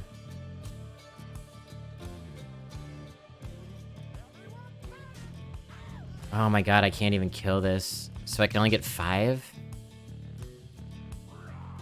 It's so bad.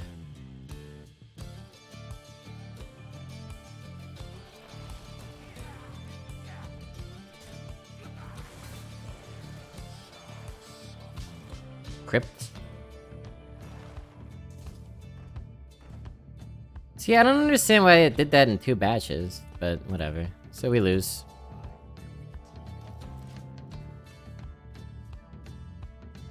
Played 2 Scourges this run, they're both kind of crap. Man, I had some serious hope for a 12-0 here.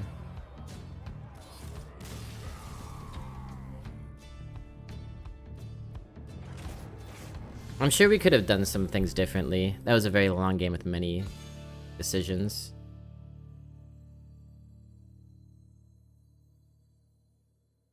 The Undertaker buffed with it saw Ghoul. True.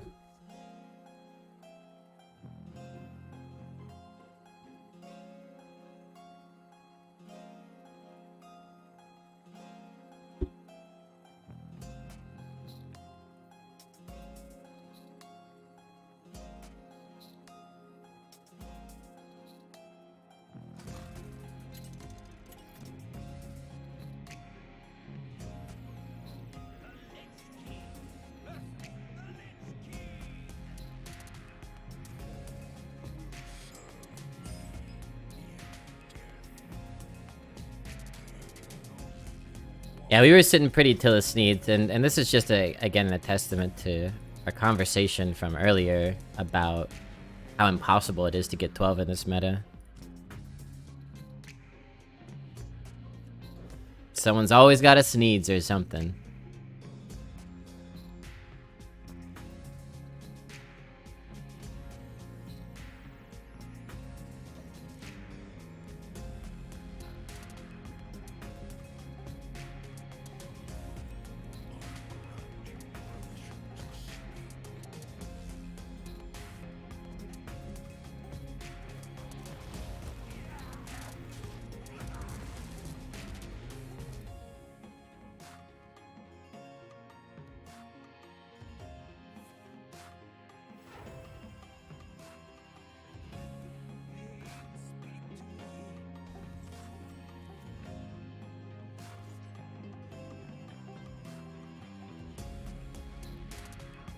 Bum bum bum bum bum bum bum bum.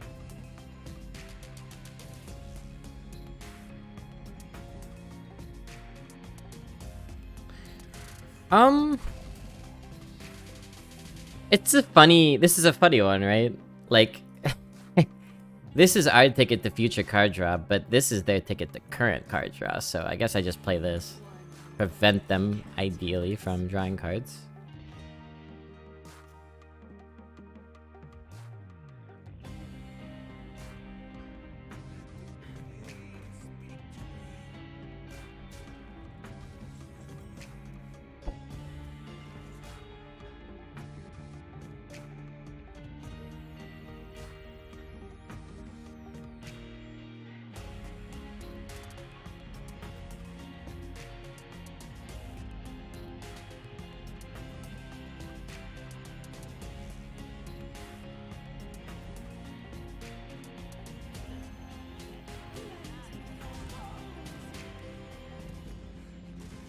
I don't know if I have ever seen somebody begin a game by coining Acolyte of Pain into Acolyte of Pain. 3 Acolytes on this board. Yeah, mine's worth more than 2 of theirs, I'm sure. Acolyte of Pain into Acolyte of Pain. That is indeed painful.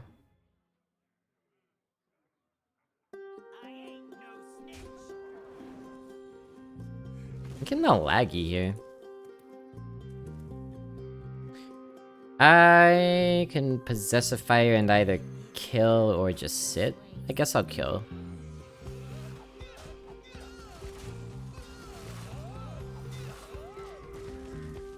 Certainly don't need to be Possessifier precious in this deck. Okay. Interesting. So, at this juncture, chat, we could either silence it right away and say, you're not gonna get any tempo out of this. Or we could let them play with it and chip away at their own health. I think we just silence it, right? Because, like, if they gain a 3/5 taunt worth of tempo every turn, they could pull ahead of us by the time their health is in jeopardy. Or is it just too much damage and we're happy if they take it? I feel like that's a dangerous way of thinking.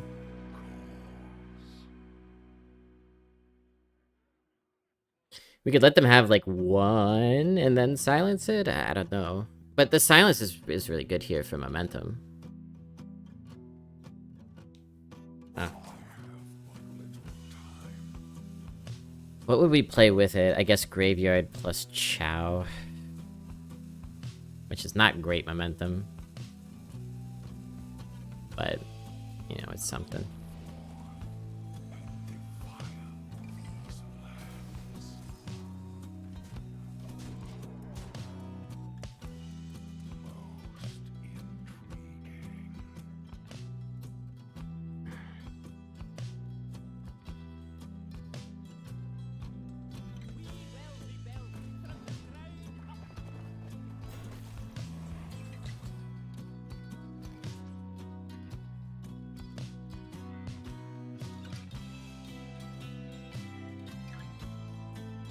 I can't make any board space to be able to silence a castle wall.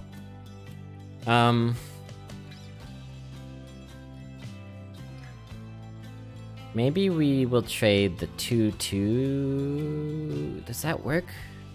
3? Huh.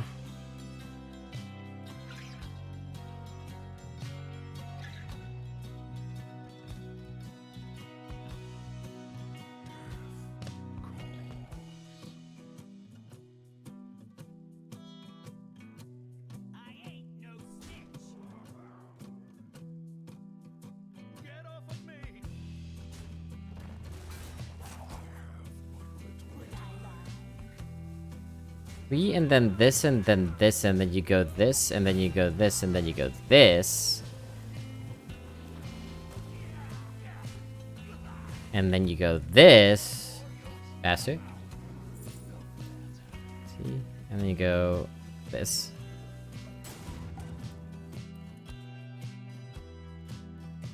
The ooze at the end may have been too much. That might have been an overcommit. That's the only thing I would take back. But if they don't have AoE, then it's a good thing. I would never take it back. Whoa, hello!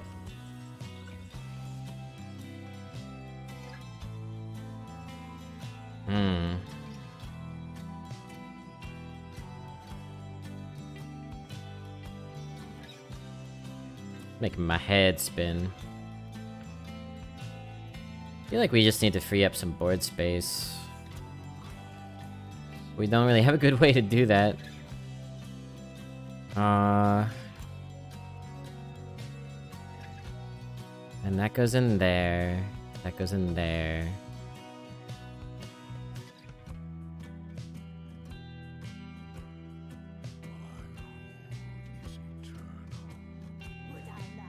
I'm gonna hold back on the coroner for now.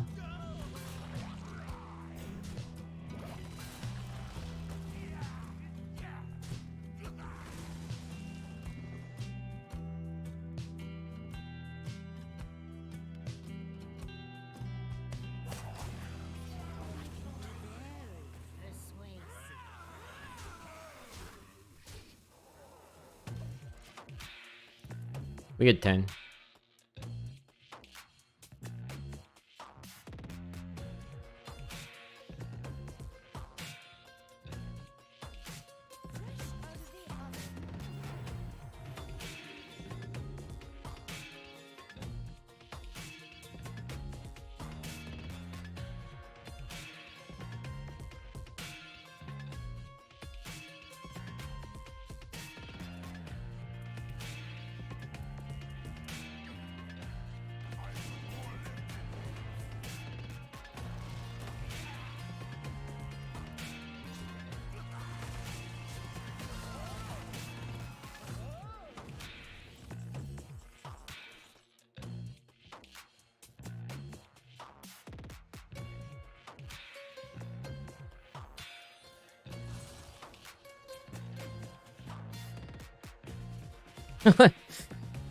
Okay, yeah.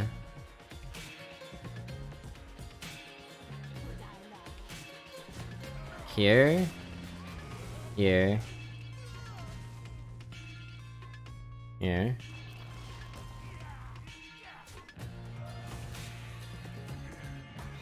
Creeper might lose a tiny bit of value, but that's fine. We've had a hell of a hard time managing our board this game. Which makes sense with all the Possessifiers we have, although I'm surprised it hadn't happened until this point.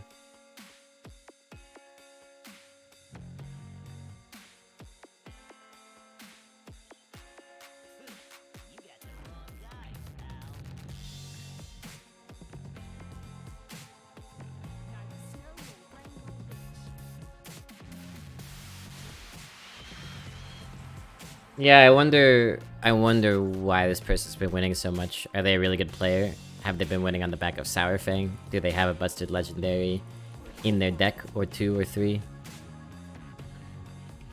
3, 6, 9, 10, 11.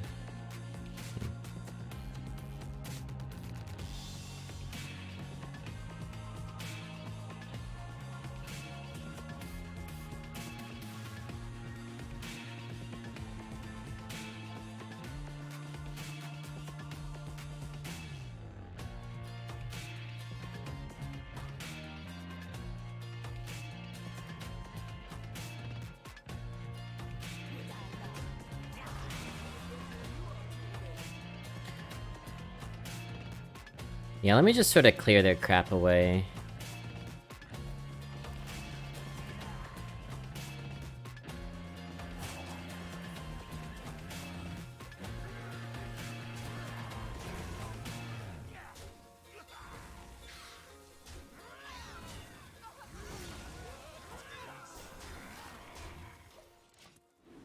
Send this 5 face.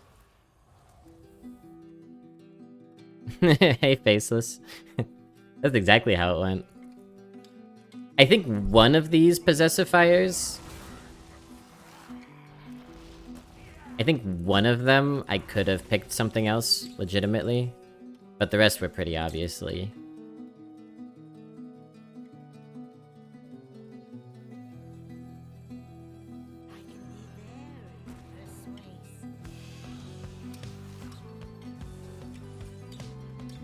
Supposed to be Possessifier through and through.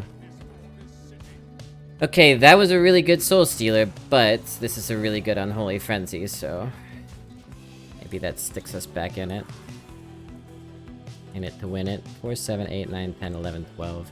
We are close to threatening lethal, not quite there.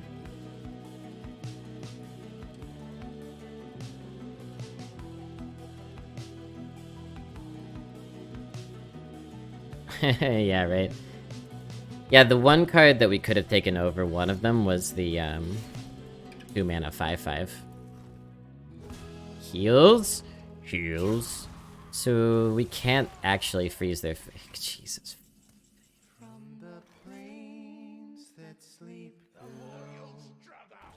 Just a casual 11 healing in 1 turn. Give me that Sunwell.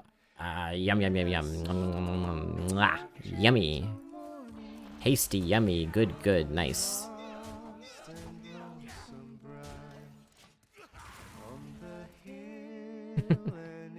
What did they kill with it? Bloodied Knight? That's fine. The Sunwell will be our saving grace, because we were getting hard up for value. Tempo Battle Master. Yeah, alright.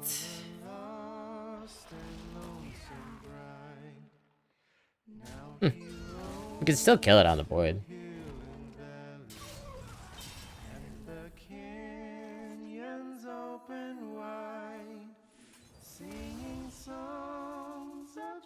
Okay. Time for some reading. So the soil. Reckoning. Leg grain. Grave digging. Graveyard shift, dark transformation, bash, barrier. These are fantastic. By and large.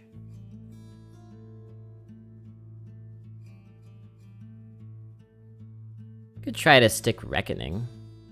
Not a bad idea. So the way that would look would be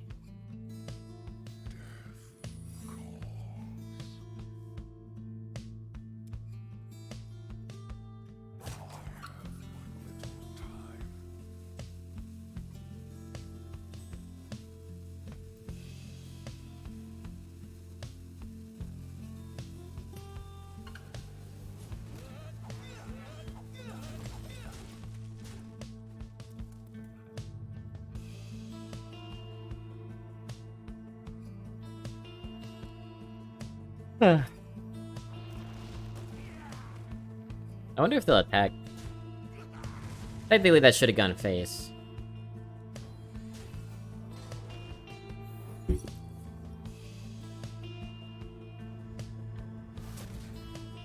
Felt like that took a very long time to proc. Yeah, we are looking good here. Oh, we are looking good. Yeah, their card quality was weirdly lacking.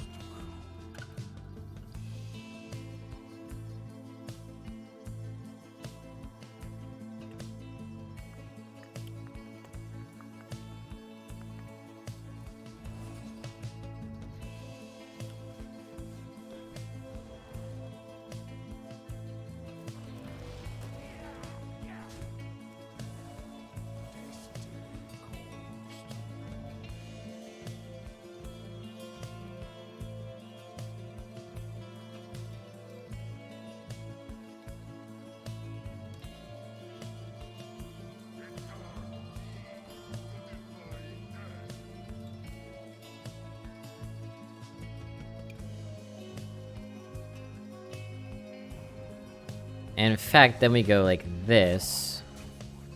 And then we go like this. And this. I think this is the best way to do it. You get that hit there. Take a value trade, I suppose. Nice.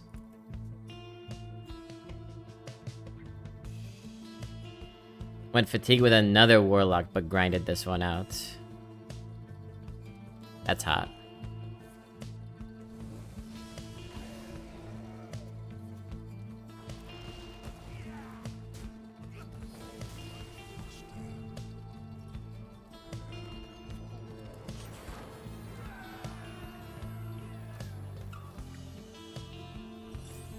Yeah, not a lot of games go to fatigue in this meta. It can happen, though. It can happen. It's been probably a week since I saw a game go to fatigue.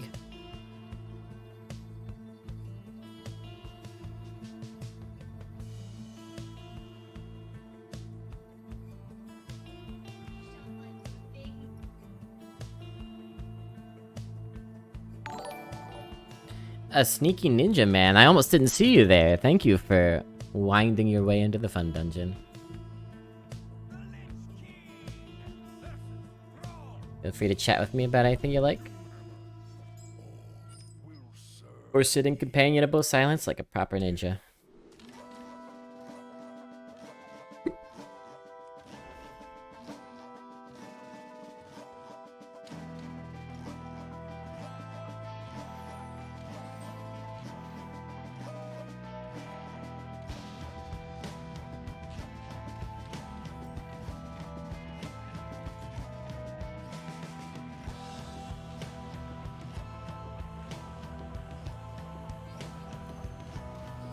Nice start. Nice good looking hand start.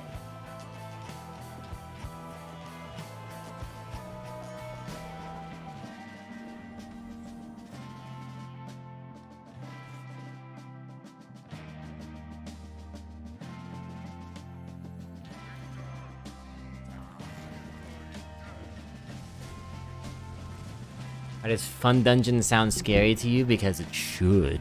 It should scare you. It's not a safe place. Wow, tempoed on Living Champion? Really? Holy cats.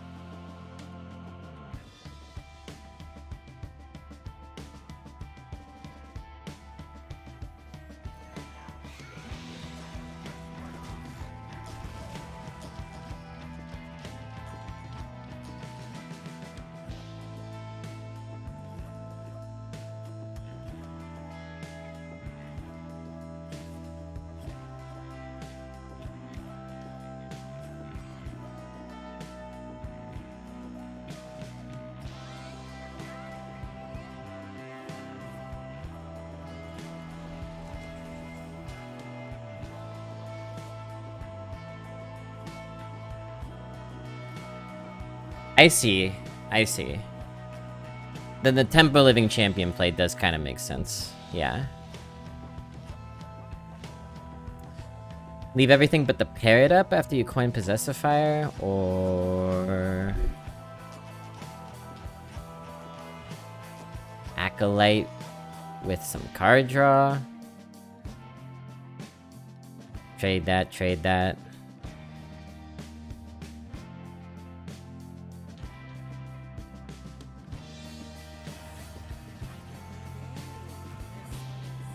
There's a Hearthstone expansion called Blobby's Fun Dungeon. Would be closer to the Rise of Shadows or Dark Moon Fair. I would think Dark Moon Fair. Blobby is very Carnival-esque.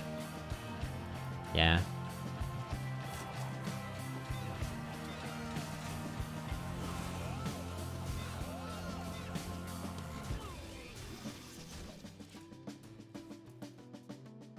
Ungoro?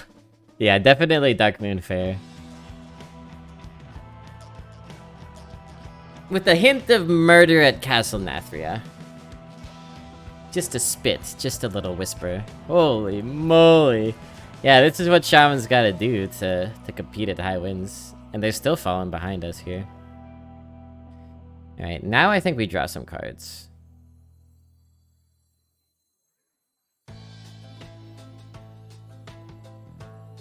Do we? Graveyard Shift is pretty good. We would draw 2 cards this way. Kill, kill.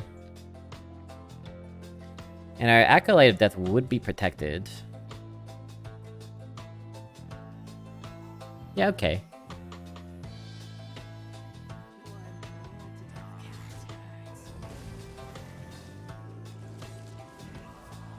Oh, yeah, we have with this. I forgot we had this. That makes it so much better.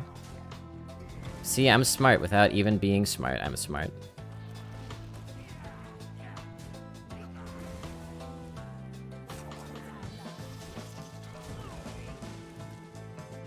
That was a gift I gave my future self from the past.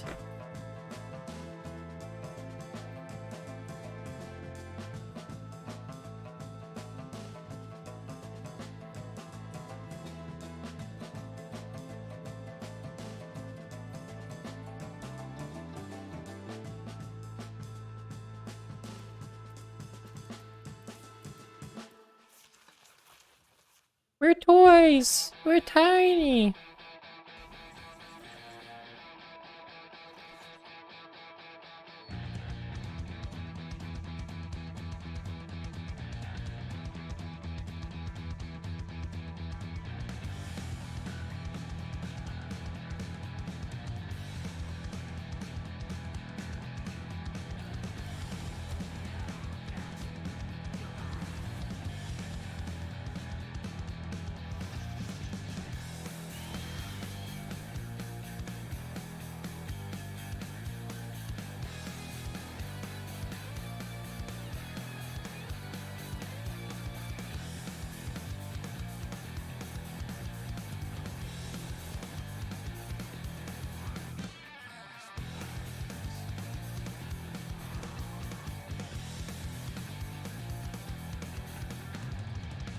Setting up for another Acolyte if we feel like drawing more. I don't imagine we will for a while. Awesome so far is right. Yeah. Just that one heartbreaker of a loss.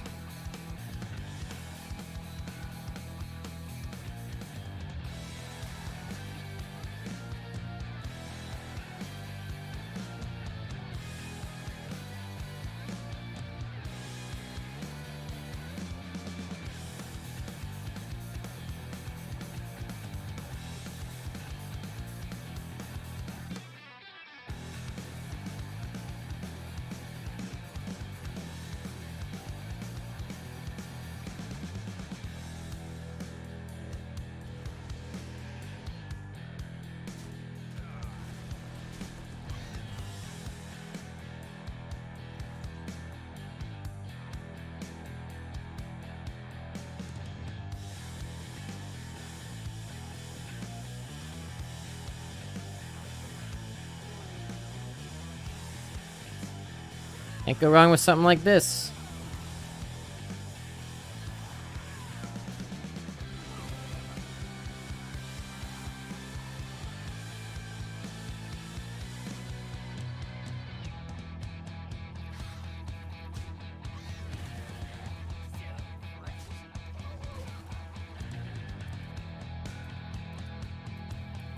You get 2 Acolytes in your deck, man. You could string so much value together.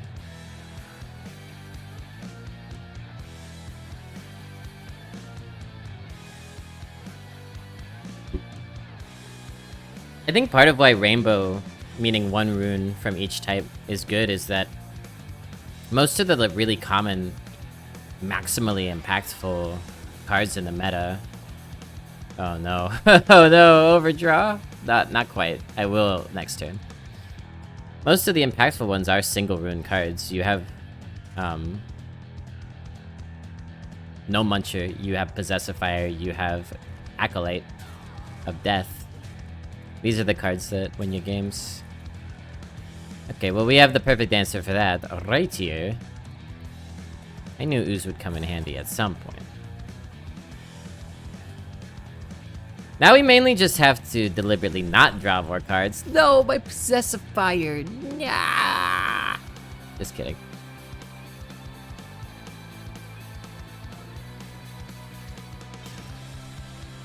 We could start, like, smorking.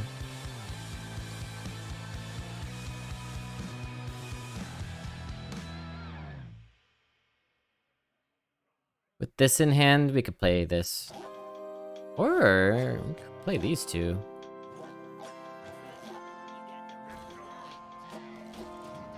Maybe that's a little bit more flexible overall. Would this be a cool free legendary for all players in the Blobby expansion? Blobby Mischief Master. 5 mana, legendary, rush, death rattle, draw 2 cards from your opponent's deck! 5 mana, draw 2 cards, deal 3 damage. That seems kind of fair. And I like the chaotic aspect of it. Yeah, that'd be a fun legendary. It would be bizarrely balanced for a legendary these days. I could just silence that if I like. In fact, I think I will.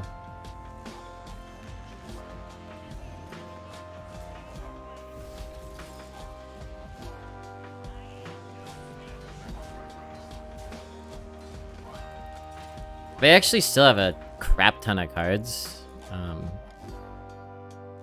Partially because they played Sunwell. So their value has not been dropping. Which means I do want to at least make some pretense of Smork here.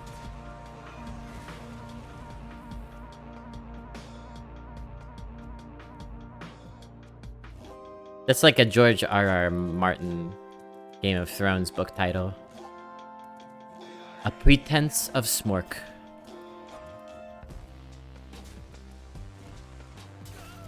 Alright, Coroner 2.0 coming down.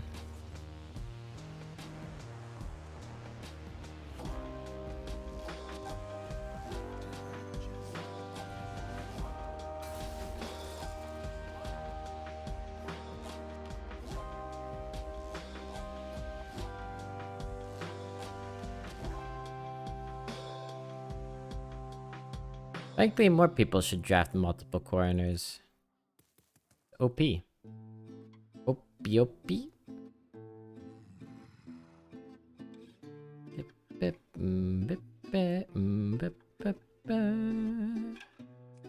I think I want to get this going because I want them to die sooner rather than later. We do have a chance of just running out of stuff. We have 6 cards left in deck. How have they generated so much damn value? Wow. That's a really good shaman deck they got there. That living champion stuff they pulled off was bananas.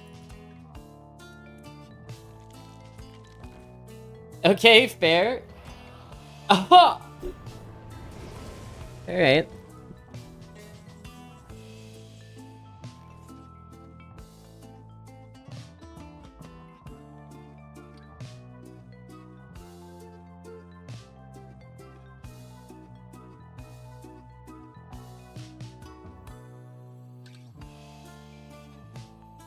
Hang on.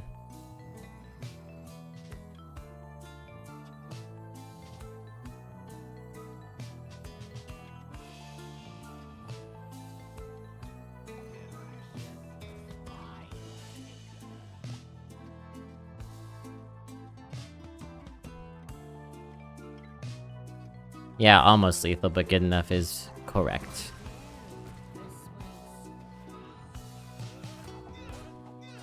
Yeah. You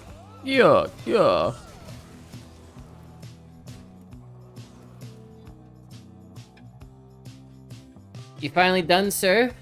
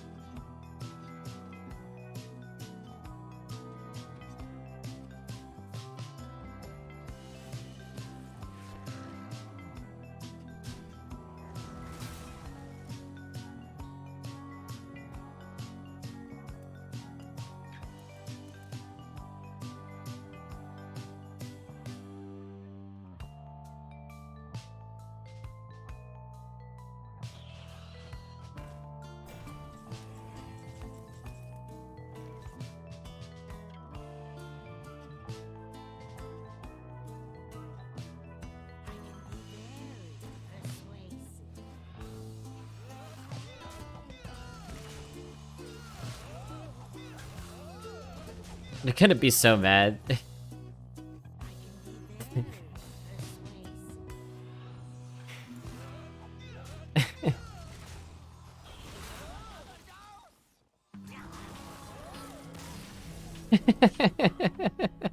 87, 44 corpses.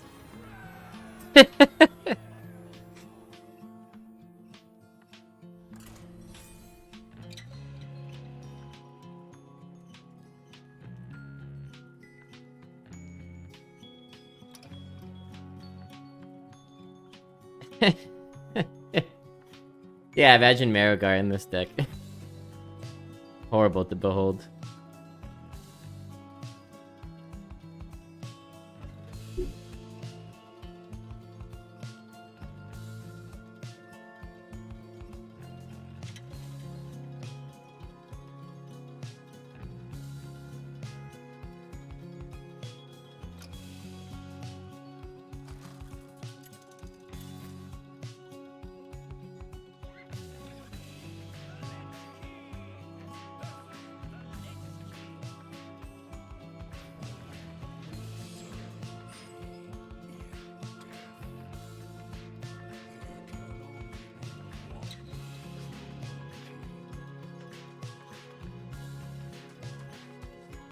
Yeah, we don't want none of that.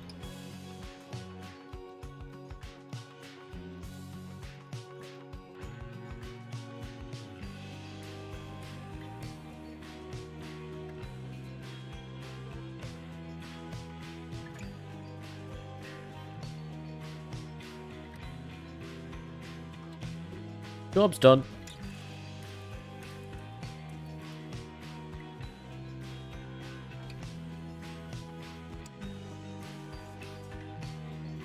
If this were undead, I would consider tempoing it for like a card draw.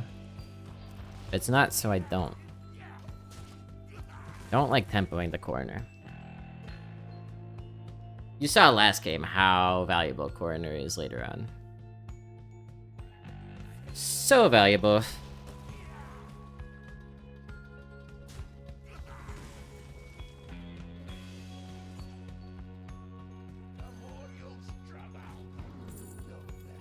Played Grain. I like Remorseless Winter.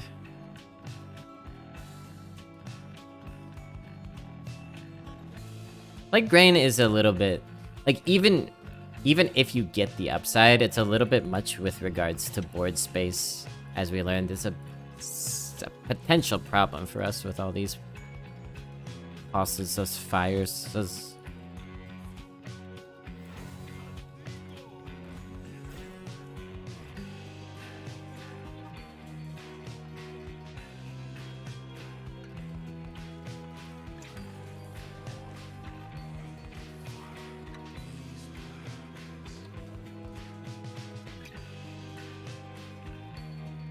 If you're here, where am I?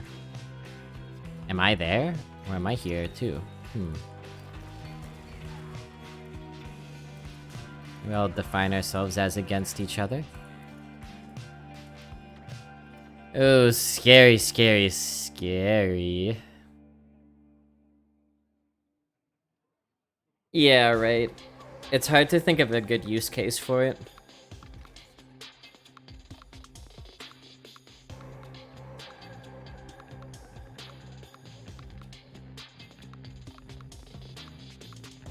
Possessifier now, or we hero power Acolyte for 3 draws.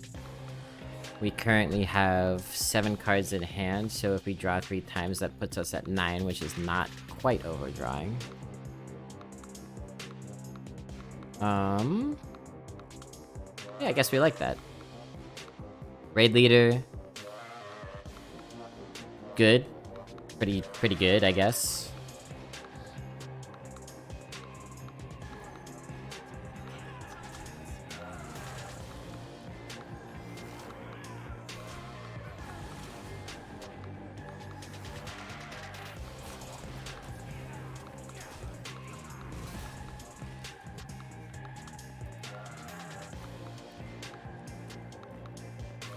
Yeah, this is such a problem card.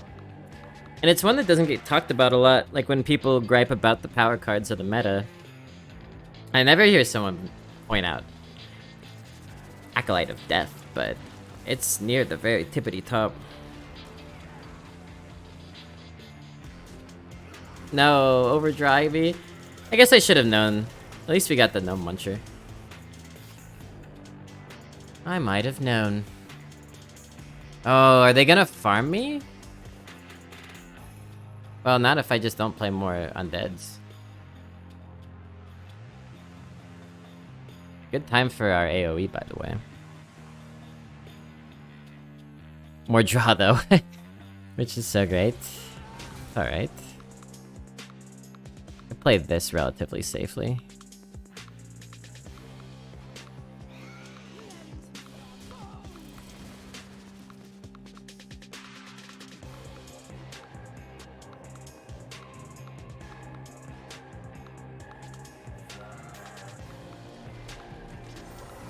Like, to me, Acolyte of Death is scarier than most Death Knight cards. Scarier than Possessifier. Probably even scarier than Gnome Muncher in a lot of situations. I think I would Silence and Possessifier here. Just chunk through what they got. Maybe the Silence is unnecessary. Yeah, I think I would rather Hero Power than Silence. All Silence does is remove 1 point of health. Not good. So 2, 4, 6, 7, 8. They have 8 points of health. We take care of 4 of those with Possessifier and 2 more with Spider and Hero Power. Which then leaves 2 points of health on the board. I suppose I'll let that be the 2/2 on the right. Yeah.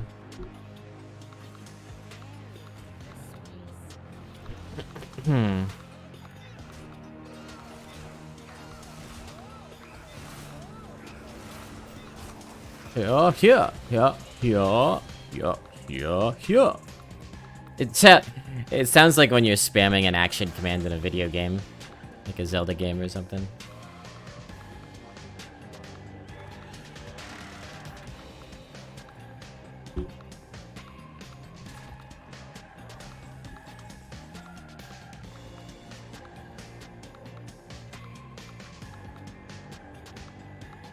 Now that's a silence target. If we want. Could incorporate this right away. Don't think we need to do that. Could do the other Possessifier. You could do Raid Leader, perhaps? What's Raid Leader hitting for? It would be 5 mana if we do both of those, and then you could do a hero power with Undertaker. 2, 4, 6.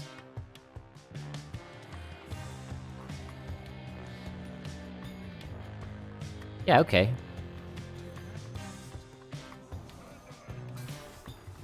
Not bad. Not bad at all.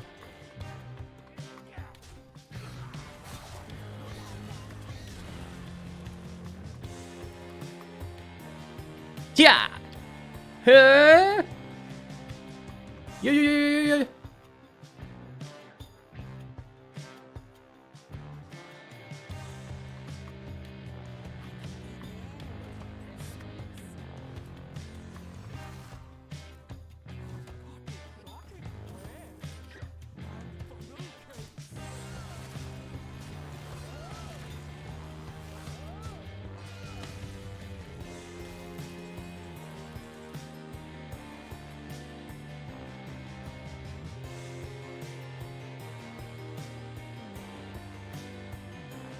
I don't know if that's worth the other silence. I mean, we can. I don't know if it's worth it. Let's think.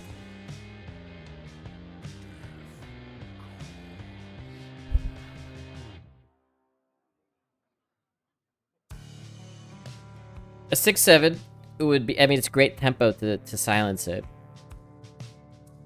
If we Possessifier DID. Kill that. Hit there. Kill that. Go face for 5. Just leave the 6/7 up. I think that's fine. I don't need to kill that 6/7. Not at the moment. I'll silence it later if it becomes a problem.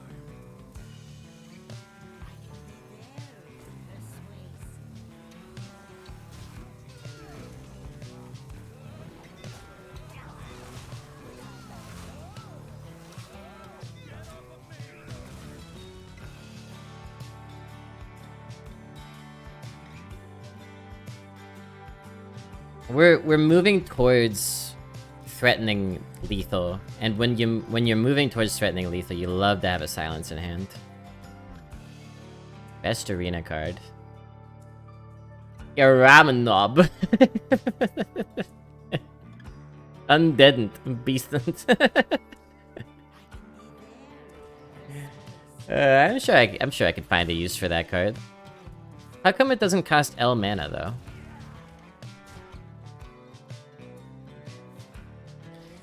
I think it's fine not to, but there's no point in silencing it later after it traded your stuff. Yeah, but to be clear, by it could become a problem later, I mean Defender of Argus gives it taunt. It trading my stuff is... it's not that scary to me. Now, I didn't anticipate whatever the hell happened when I wasn't looking. What did they do to clear all my stuff? Dark Transformation and Possessifier, that's fair. Can't be too mad about the opponent having a Possessifier.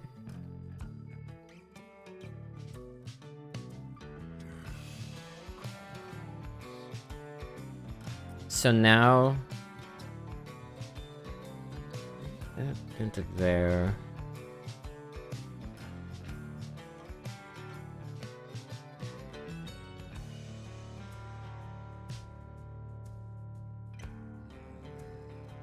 Remove the Possessifier from thine own eye.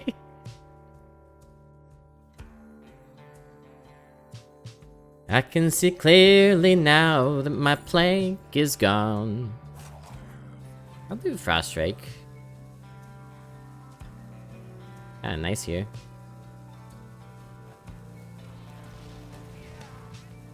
I gotta go fast.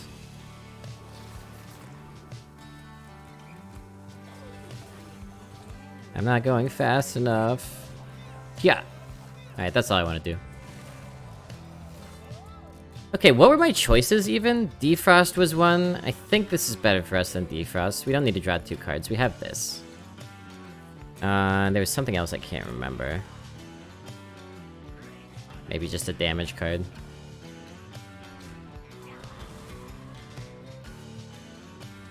Kinda wanted to silence it. It's a more than good enough target, I think.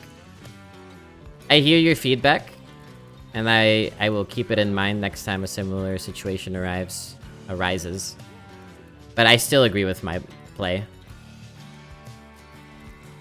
I think for me, from where I'm standing, it feels correct to still have this in hand.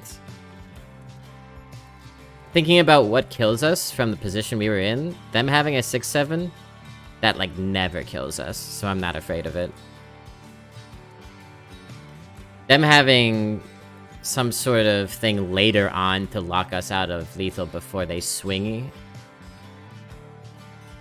that probably won't happen, but there's a chance that it could happen, so for that chance, I want to keep the silence. / freeze.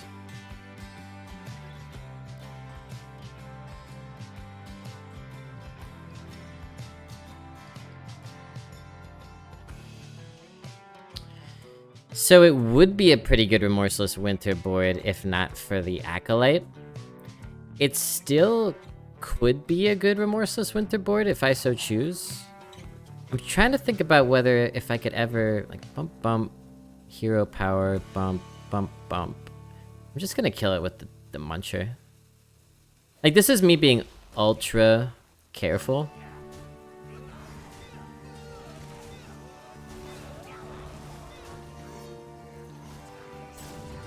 I'm being ultra careful here, but it appeals to me to give them only 1 card draw, not 2. You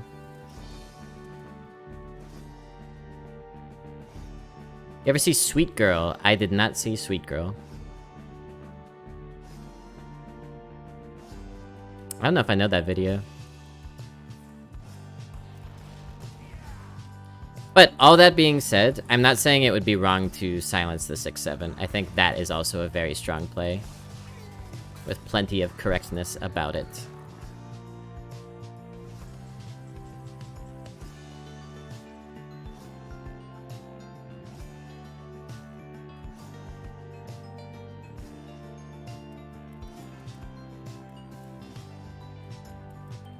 Yeah, this is an example of something that could have gotten out of hand if they maybe had a better hold on the board that I would have wanted this for. I guess we do this.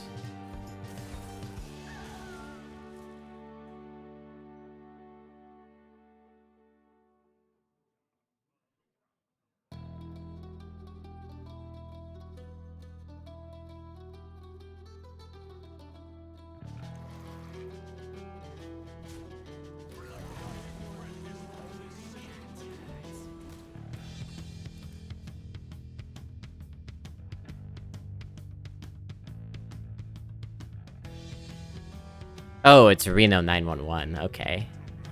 Okay.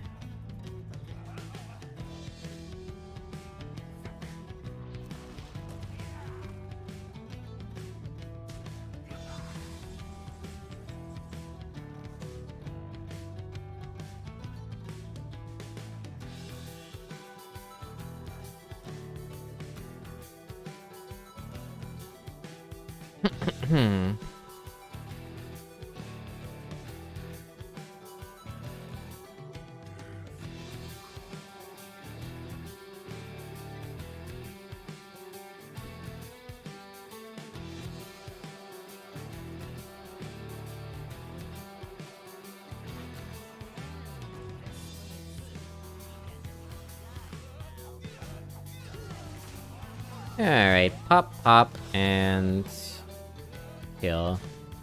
Leave the 4/7 hanging around. Do some self-damage. Wait for them to concede. And we died. We did not die. We lived. We won with Coroner in hand. But I'm happy about that.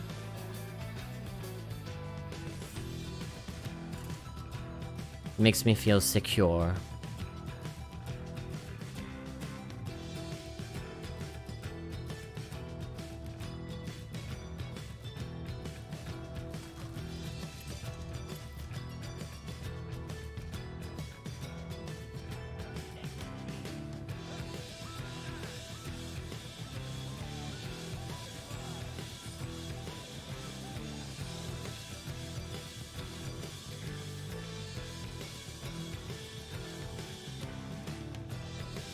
Port the Chris.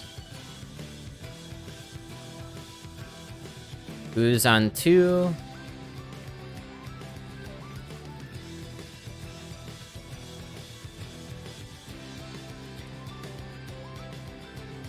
Who's on 2? Who's on 2?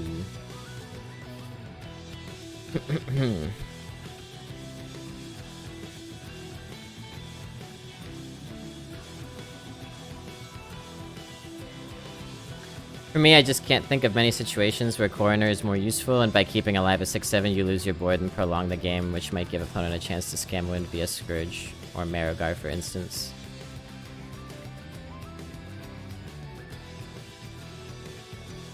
Yeah, Marogar wins.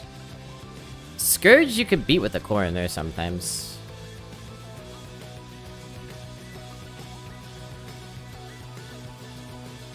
But I'll say again, I understand your argument entirely and still think that for me, my line was the right one. I can think of many, many more useful silences than a 6-7 myself. Okay, that's a good draw.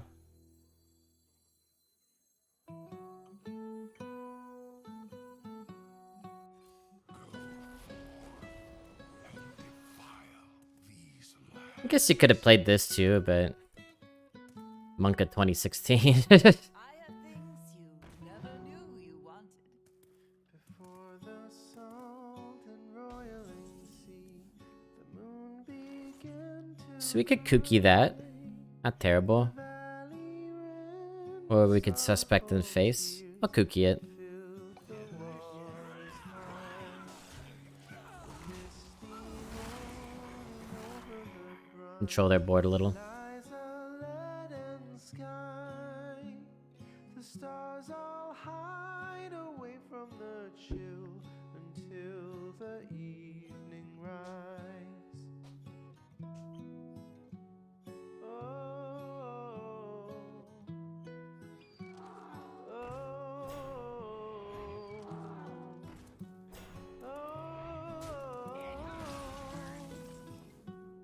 The trade's good. Yeah, and this is really nice too. Because we probably want to play the Necrolite.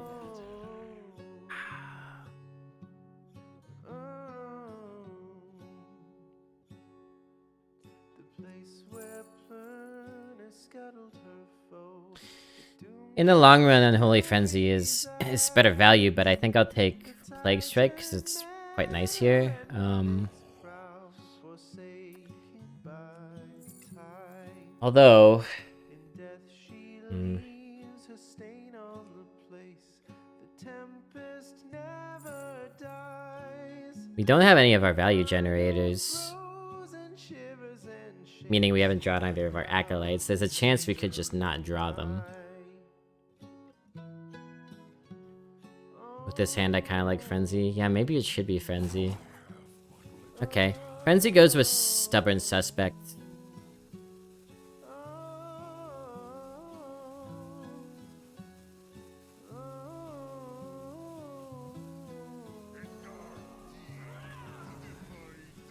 Faster?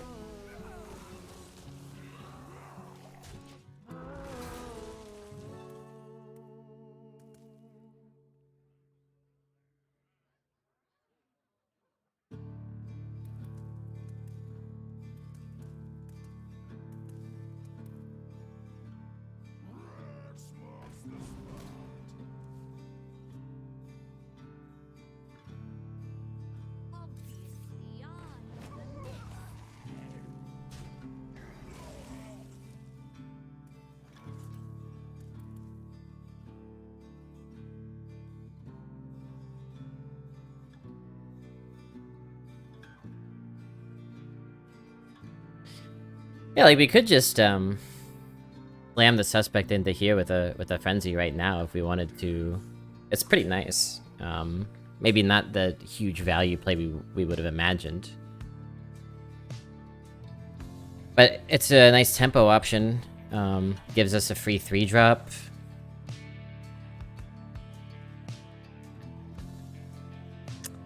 I don't think we're so worried about the spell that we corner that thing. In fact, I like them taking damage.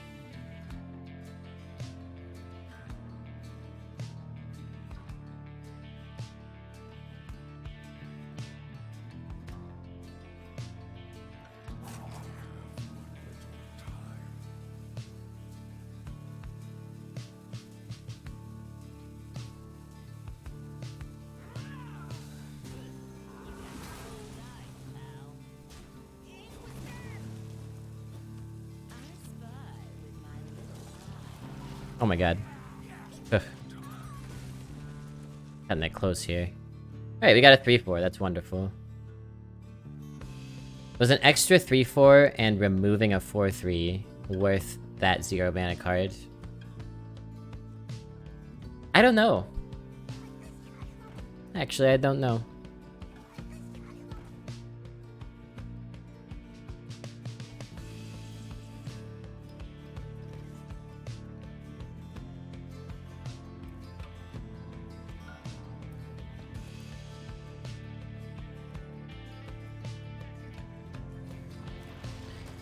Reichel is another very modest draw.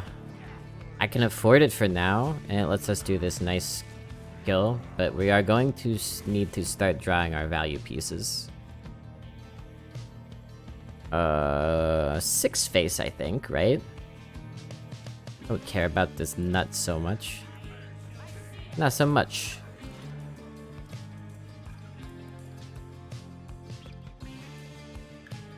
I should hope so, John Coffin. I should hope I will.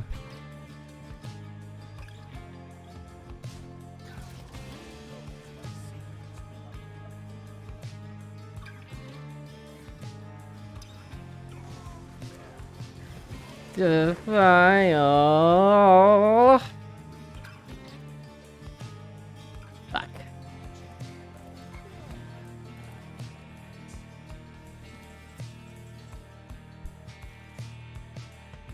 Oh my god, why? Why did we draw so bad? Swamp Leech at the crucial moment. Okay. GG. It's not over yet. We could draw like a defrost that gets us some important stuff, but good lord.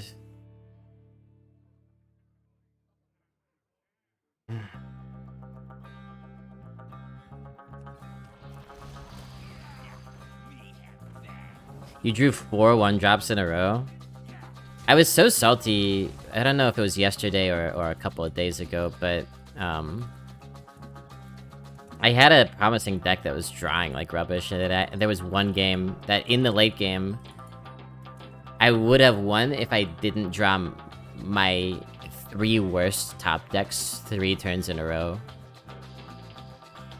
And the first of those was with 17 cards in the deck. I was astounded. Astoundished. Alright, now we need to find our card draw.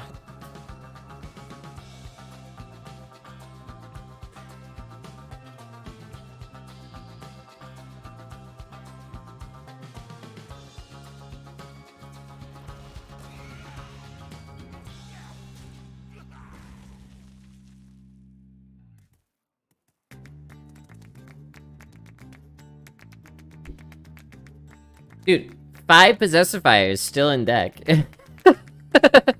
5. You're right, World Cry. RG is not in our favor.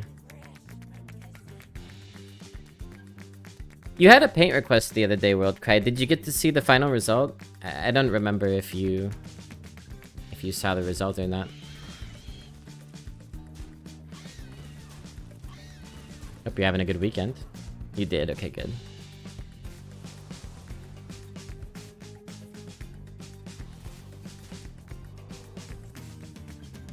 Okay.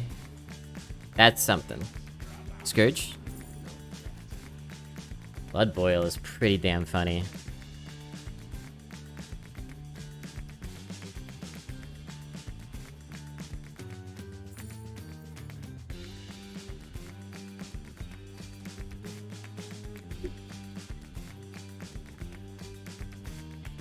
So now I begin to ask myself,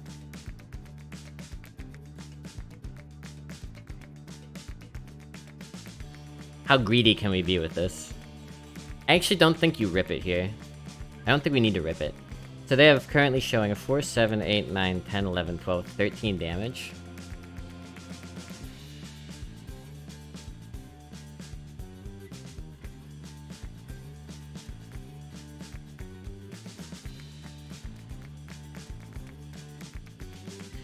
So you're dead to Battlemaster if you just leave them alone. I think I will use my Coroner on that to get rid of the horse. It's not getting any better? It'll get better next turn. It's not about getting better. Wait, I'm surprised you don't see the reason to save it. It seems obvious to me. It buys you like a whole extra turn, which could make a huge difference. It might buy multiple turns. Unless I'm thinking about this totally weirdly, I think it would be straight up wrong to use it there.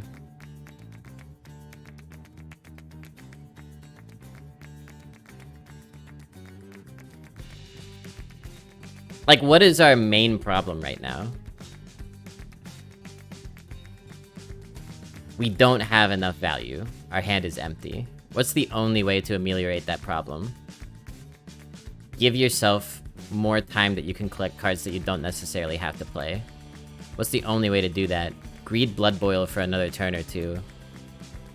So that you could stabilize with the healing at a lower health.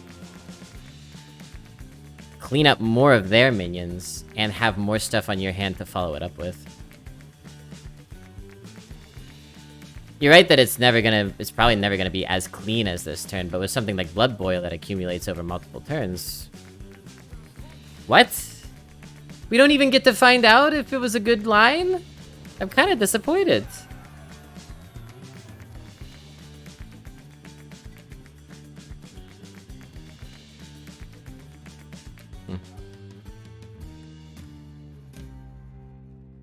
Guess we were just really intimidating.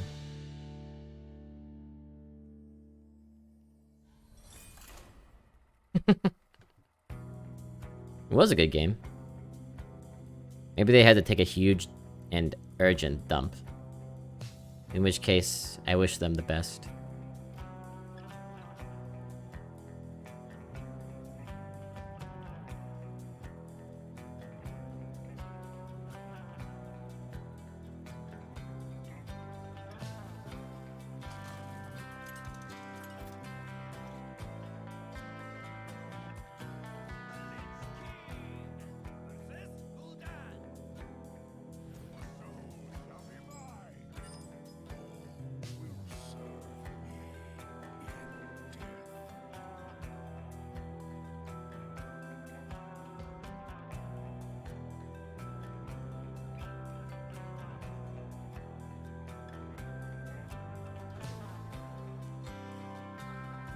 I guess I'll keep the hand.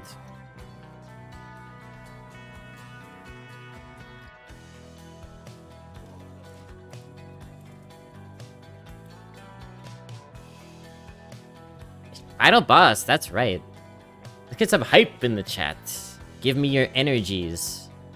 You're late, asshole. Boy, our opening would have been so much better if you were on time. But we'll still play you now. And I'm not sweating it. Warlock is a scary opponent. Our only loss is to Warlock, and our only other near loss was last game to Warlock, so... The thing that Warlock can do is outvalue us, and that's the scary biz. Active Vizier is nice, but I think you enjoy the tempo of the Bloodied Knight best.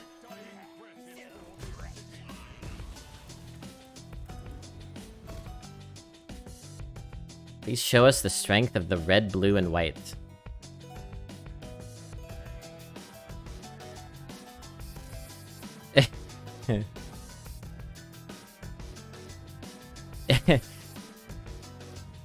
Okay.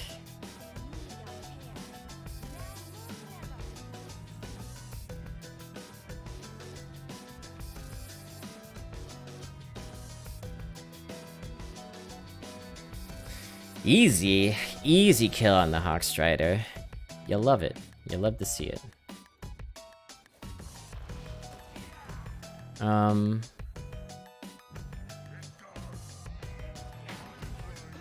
Yeah, we'll get it. We'll get the other 2-2 out on the board rather than burying it in our 4-3. Worse to Hellfire, though. Damn.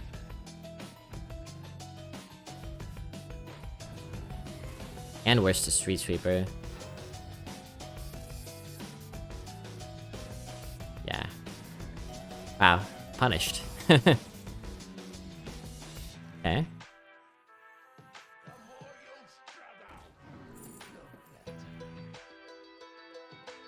Oh, what's better, chat? What's better? Free Frost Strike or cheap Sunwell? Frost Strike gets you good stuff. Frostworm's Fury, Thasarian. However, Sunwell gets you a lot of stuff. I feel like the free Sunwell... the cheap Sunwell is better.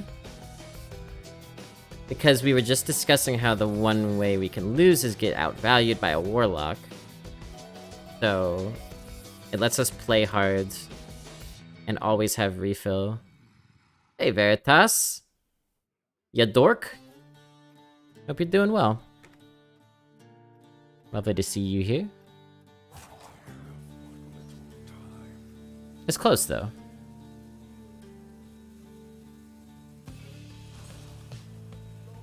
And it's true that it looks like this is a hand that will be able to generate a lot of value regardless, so maybe the Sunwell is redundant, but... This good. Yeah. Yeah. Nice lifesteal, fool.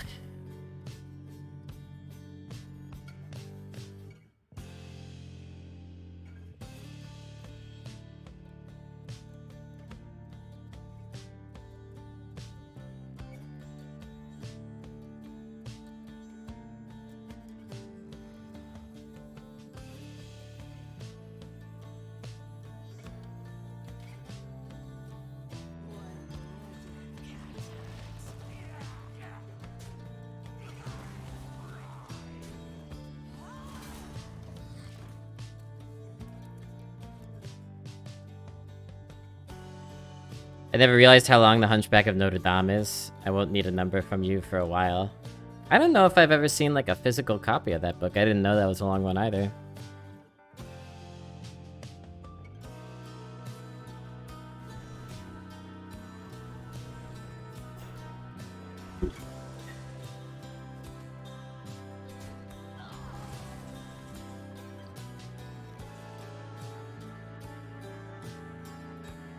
Remember how scary this used to be? Scary.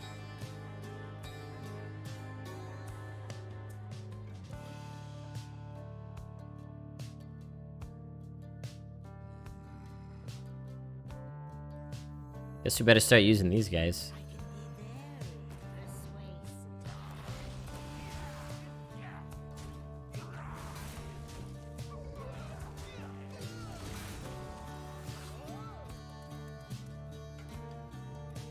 $450-ish. Have you had a favorite book so far? Ow! My minions.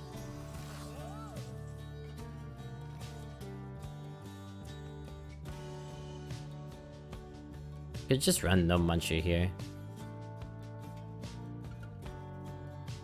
It's honestly not bad.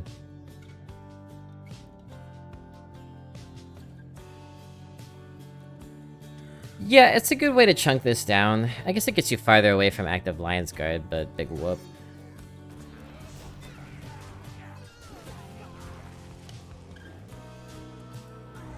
Maybe it's also a waste of a no muncher?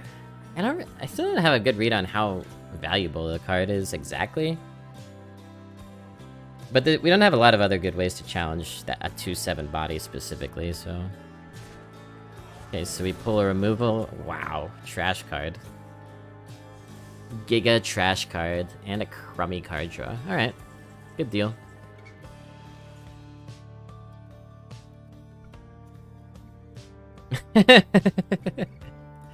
I guess you got one of those faces, Veritas.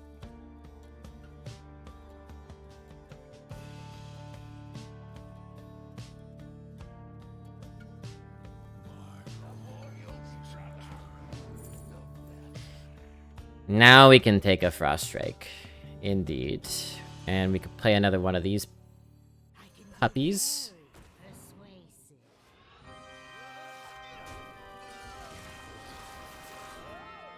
Nice. We got it anyway. Looking good. Okay, things to be concerned about. Things to be concerned about. We're ahead enough now that we can begin hedging our bets. One thing to be concerned about, the file. The file's always a problem, and Godfrey likewise. Okay, they heal the hole here. We can play... If we trade this, this, and then play this and this...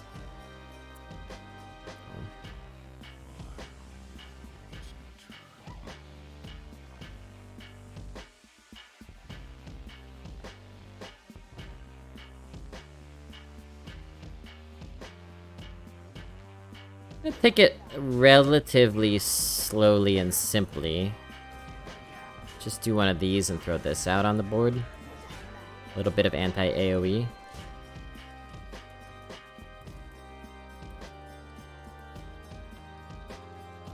My favorite was probably the Book Thief, but out of these classics, probably Little Women.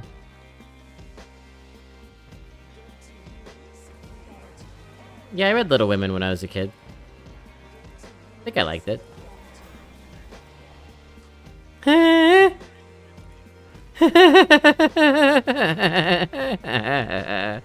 What? What? What? What?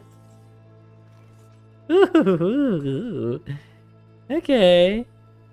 Alright.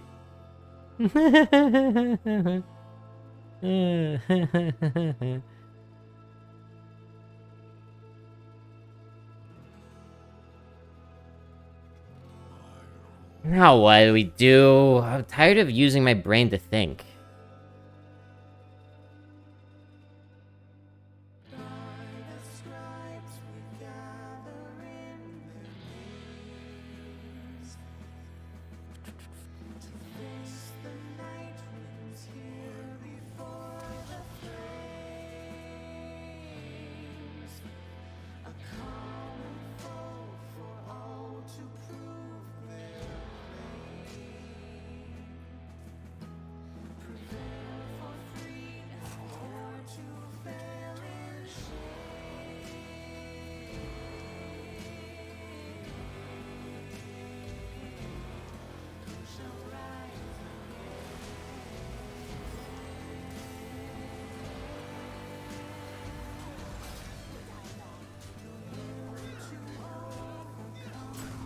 Missed 3.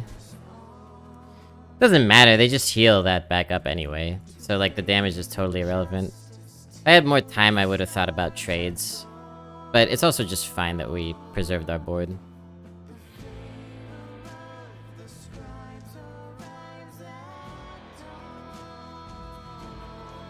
You know, there was a...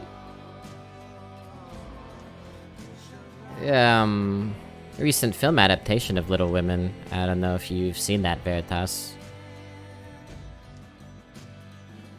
I'm sure it'd be interesting to check out what a modern adaptation looks like right after reading the book.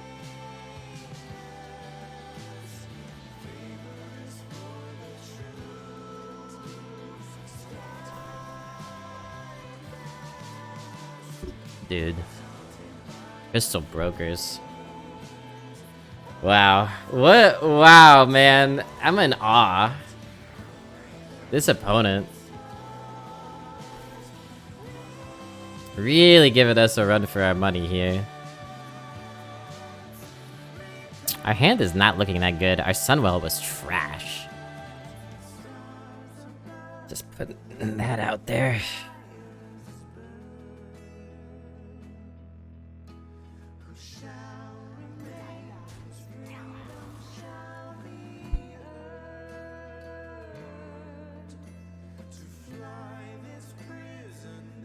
Let me just kind of,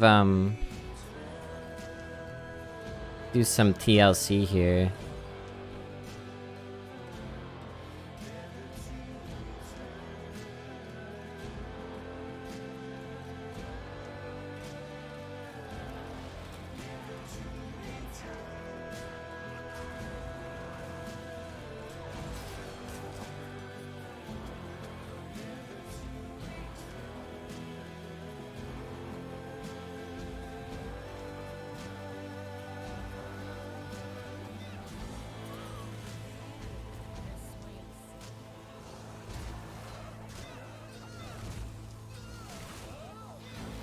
Bro, missed 3 damage again.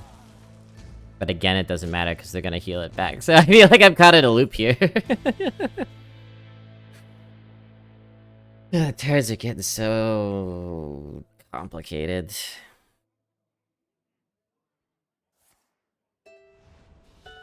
Sure, enjoy your healing. Oh, they're actually gonna enjoy their healing because I forget the... The missed 3 damage did matter. Okay, well, that's on me. Time for you to die now.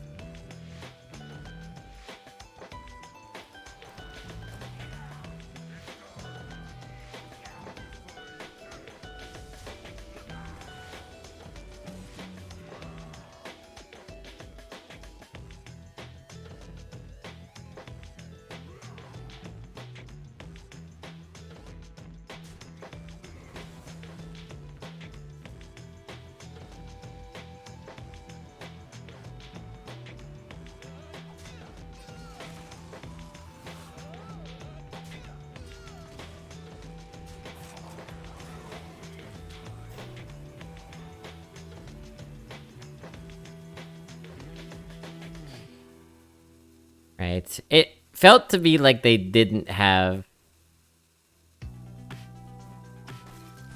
It felt to be like they didn't have a demon. By how they were playing. But I understand how they were playing given that it's Lakari Fellhound. Look at this big-brained fella drafting Lakari Fellhound like a champ. You love to see it. 7 cards in their deck. We have 8. So... Another Moarg. They've rolled 2 random Moargs and here's a 3rd. We may be able to fatigue them.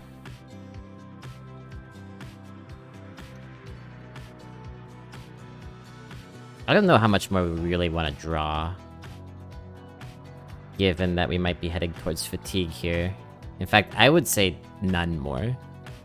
Please. I could silence this. Aren't we further in fatigue? Yeah, but that doesn't mean we can't fatigue them to death.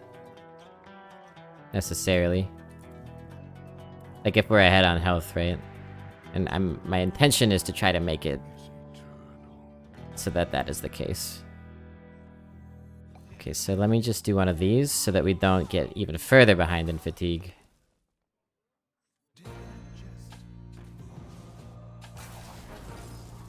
We do have healing here as well, which is nice.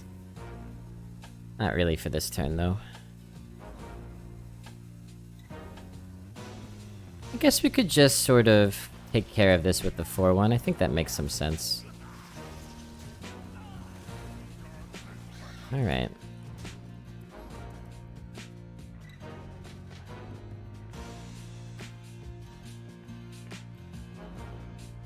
How many more Moargs?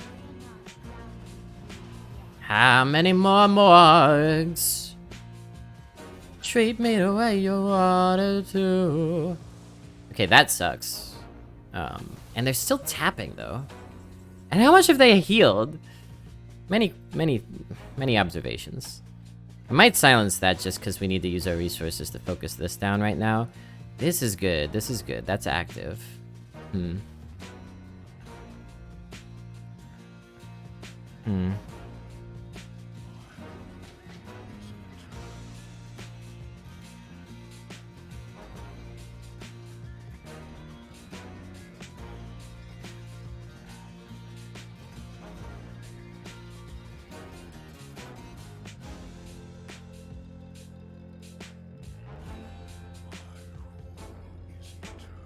Yeah, this is getting tricky.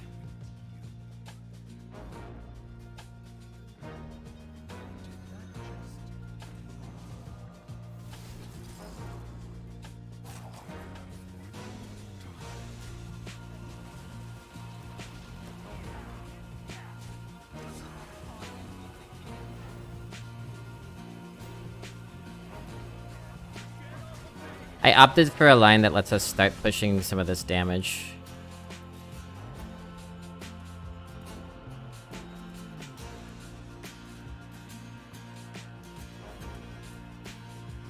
Terrible, terrible news. Terrible, terrible news. Champion's nice.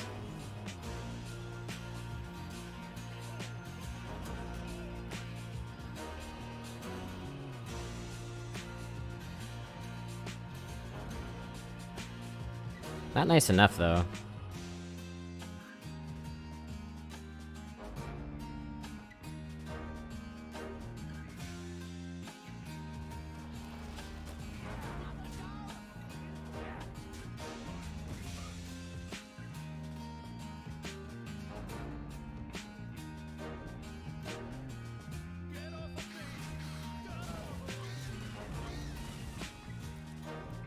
Maybe nice enough.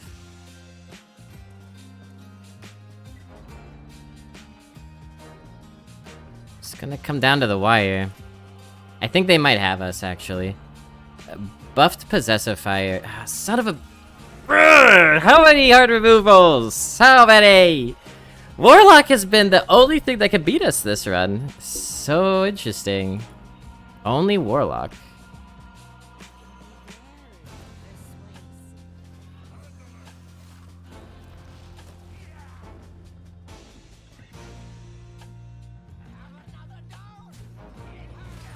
Our Achilles heel, if you will. It's a nice turn, but I don't think we can do the damage that we need to. We would need them to have a terrible couple of turns here. Everything. Everything. They have everything. They have everything. Yeah, we're just out of stuff to play. Wow.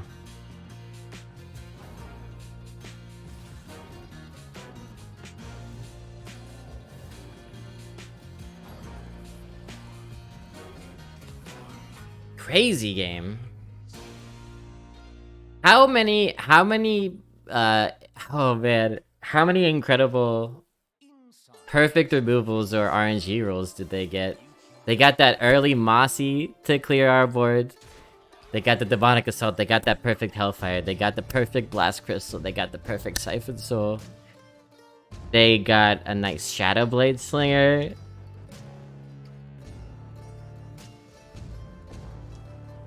And they got the, triple Forge Fiend. Plus double Darkon Drathier. Actually, kind of technically triple Darkon. Yeah.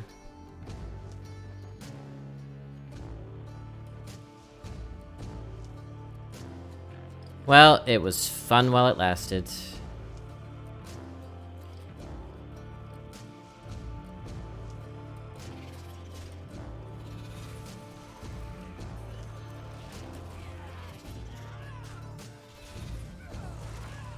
And we have another shot at the prize, fortunately.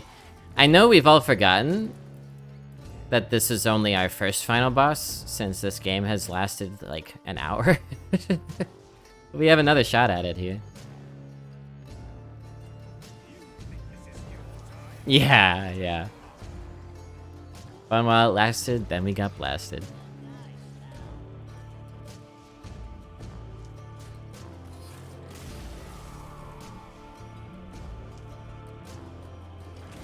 Sounds good, Veritas.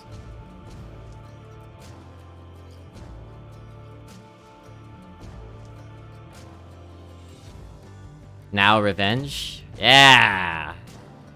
You know what? It's because nobody gave me any hype in the chat. That's why we lost. I'm entirely putting it on chat's shoulders. Isoleucine did. There was one tiny voice cheering in the void.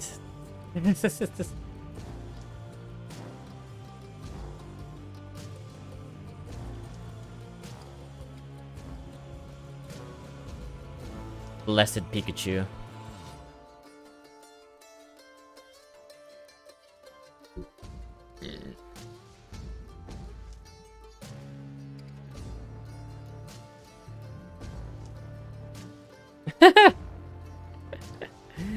Isoleucine was almost enough, but...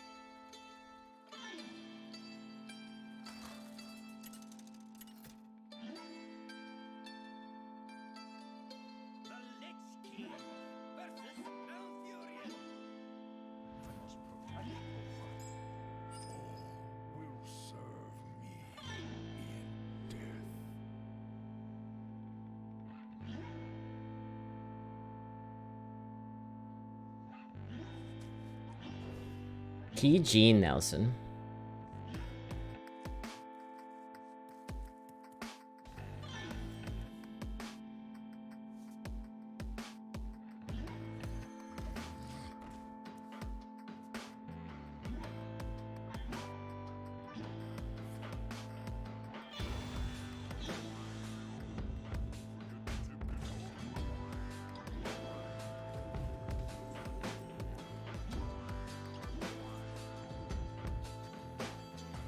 Wow, wow.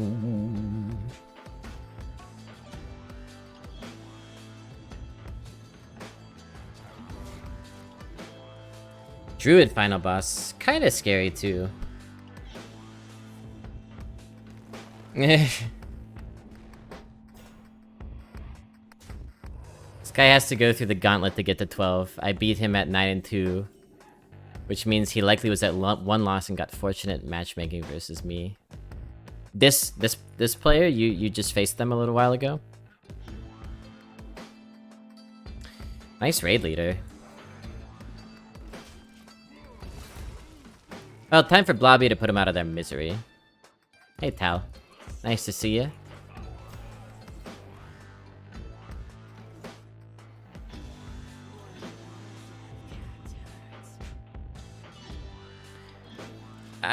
I'm not gonna pre-hit because I think it's kind of important for the raid leader to live here. We can hit with it next turn. Yeah, really? Okay. Yeah. I'm glad I didn't pre-hit. Oh man. Look at this guy.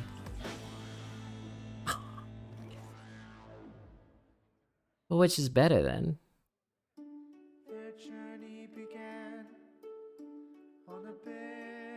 So Possessifier by itself is 8 damage.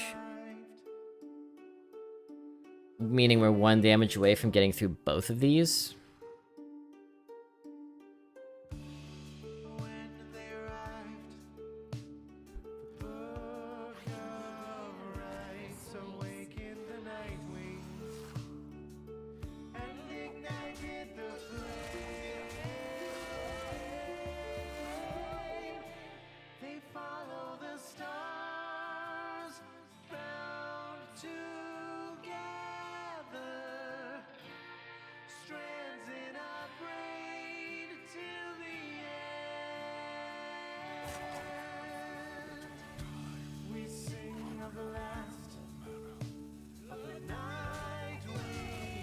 And then I hold because my plan is tentatively to flip this, so we would rather them just try to buff it up and go face with it.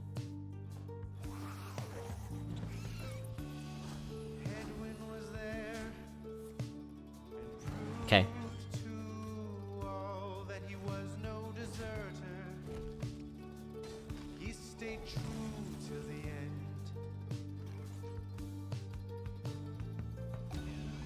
Captain Joe Dariel, keeping watch over all I hero power mainly to she stayed true to the end. draw a card.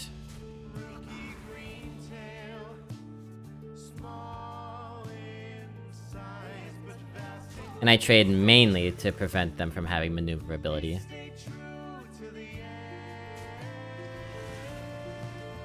Alright, that'll be a good enough Stormwind champion. Tempting. Tempting the coroner. Huh.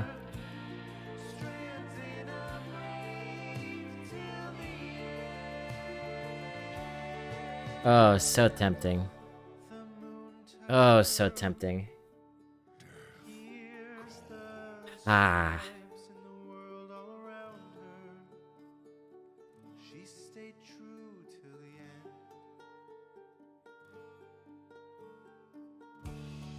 Tease all the wise, ever faithful to Cause like how do we lose this game? One way would be he stayed a Ysera or some such.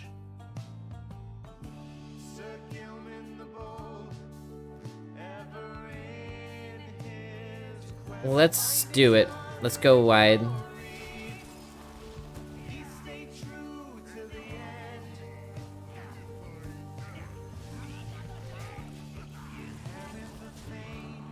Going wide helps our Stormwind champion anyway. You have voice thing on for cheering bits? I don't remember. I do not remember. Maybe someone in chat remembers, so you would think I would know. Alright. Can work with this.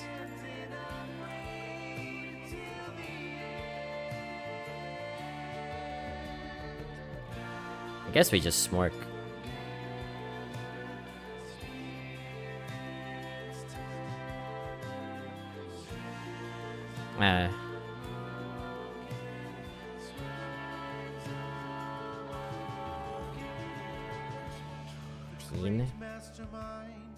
We do this.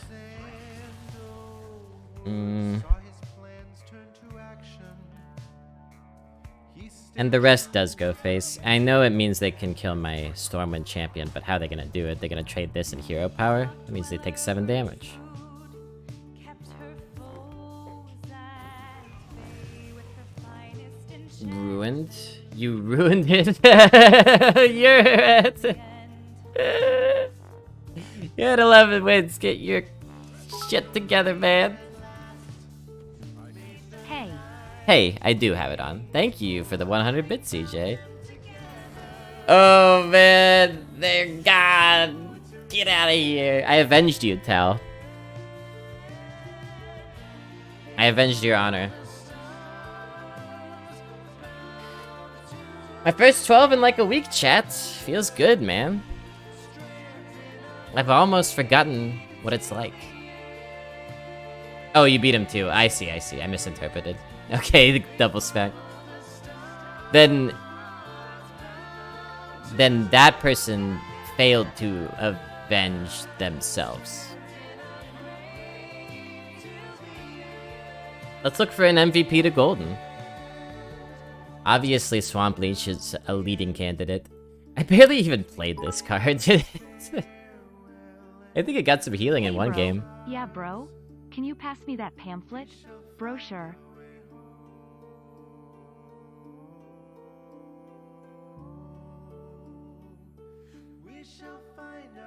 Thanks.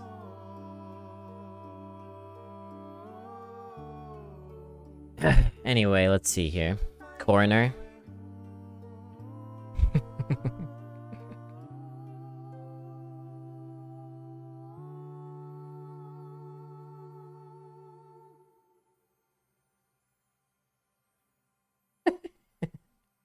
Last time I ever cheered. Why? Because I thanked you? But I did not thank you good enough? Hey, Batplug. Okay, Coroner, a candidate. A Coronandidate. Acolyte of Death. A candidate death. And Possessifier, right? So...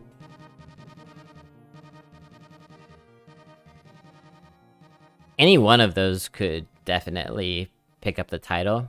I'll give it to Acolyte of Death. It may have done the most. It's hard to evaluate how much Possessifier really did, because it was just always around, because I had 5 of them.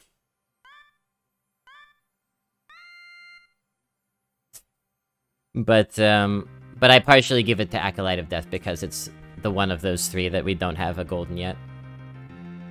Cool. That'll make a fun YouTube run.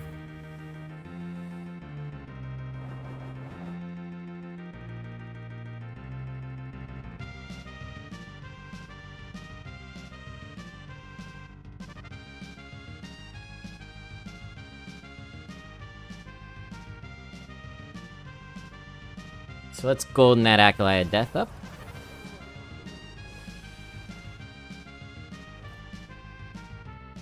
Da-da-da-da.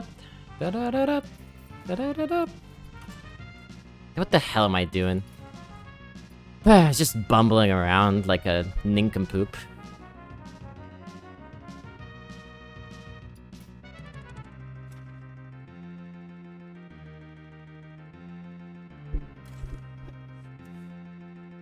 Give me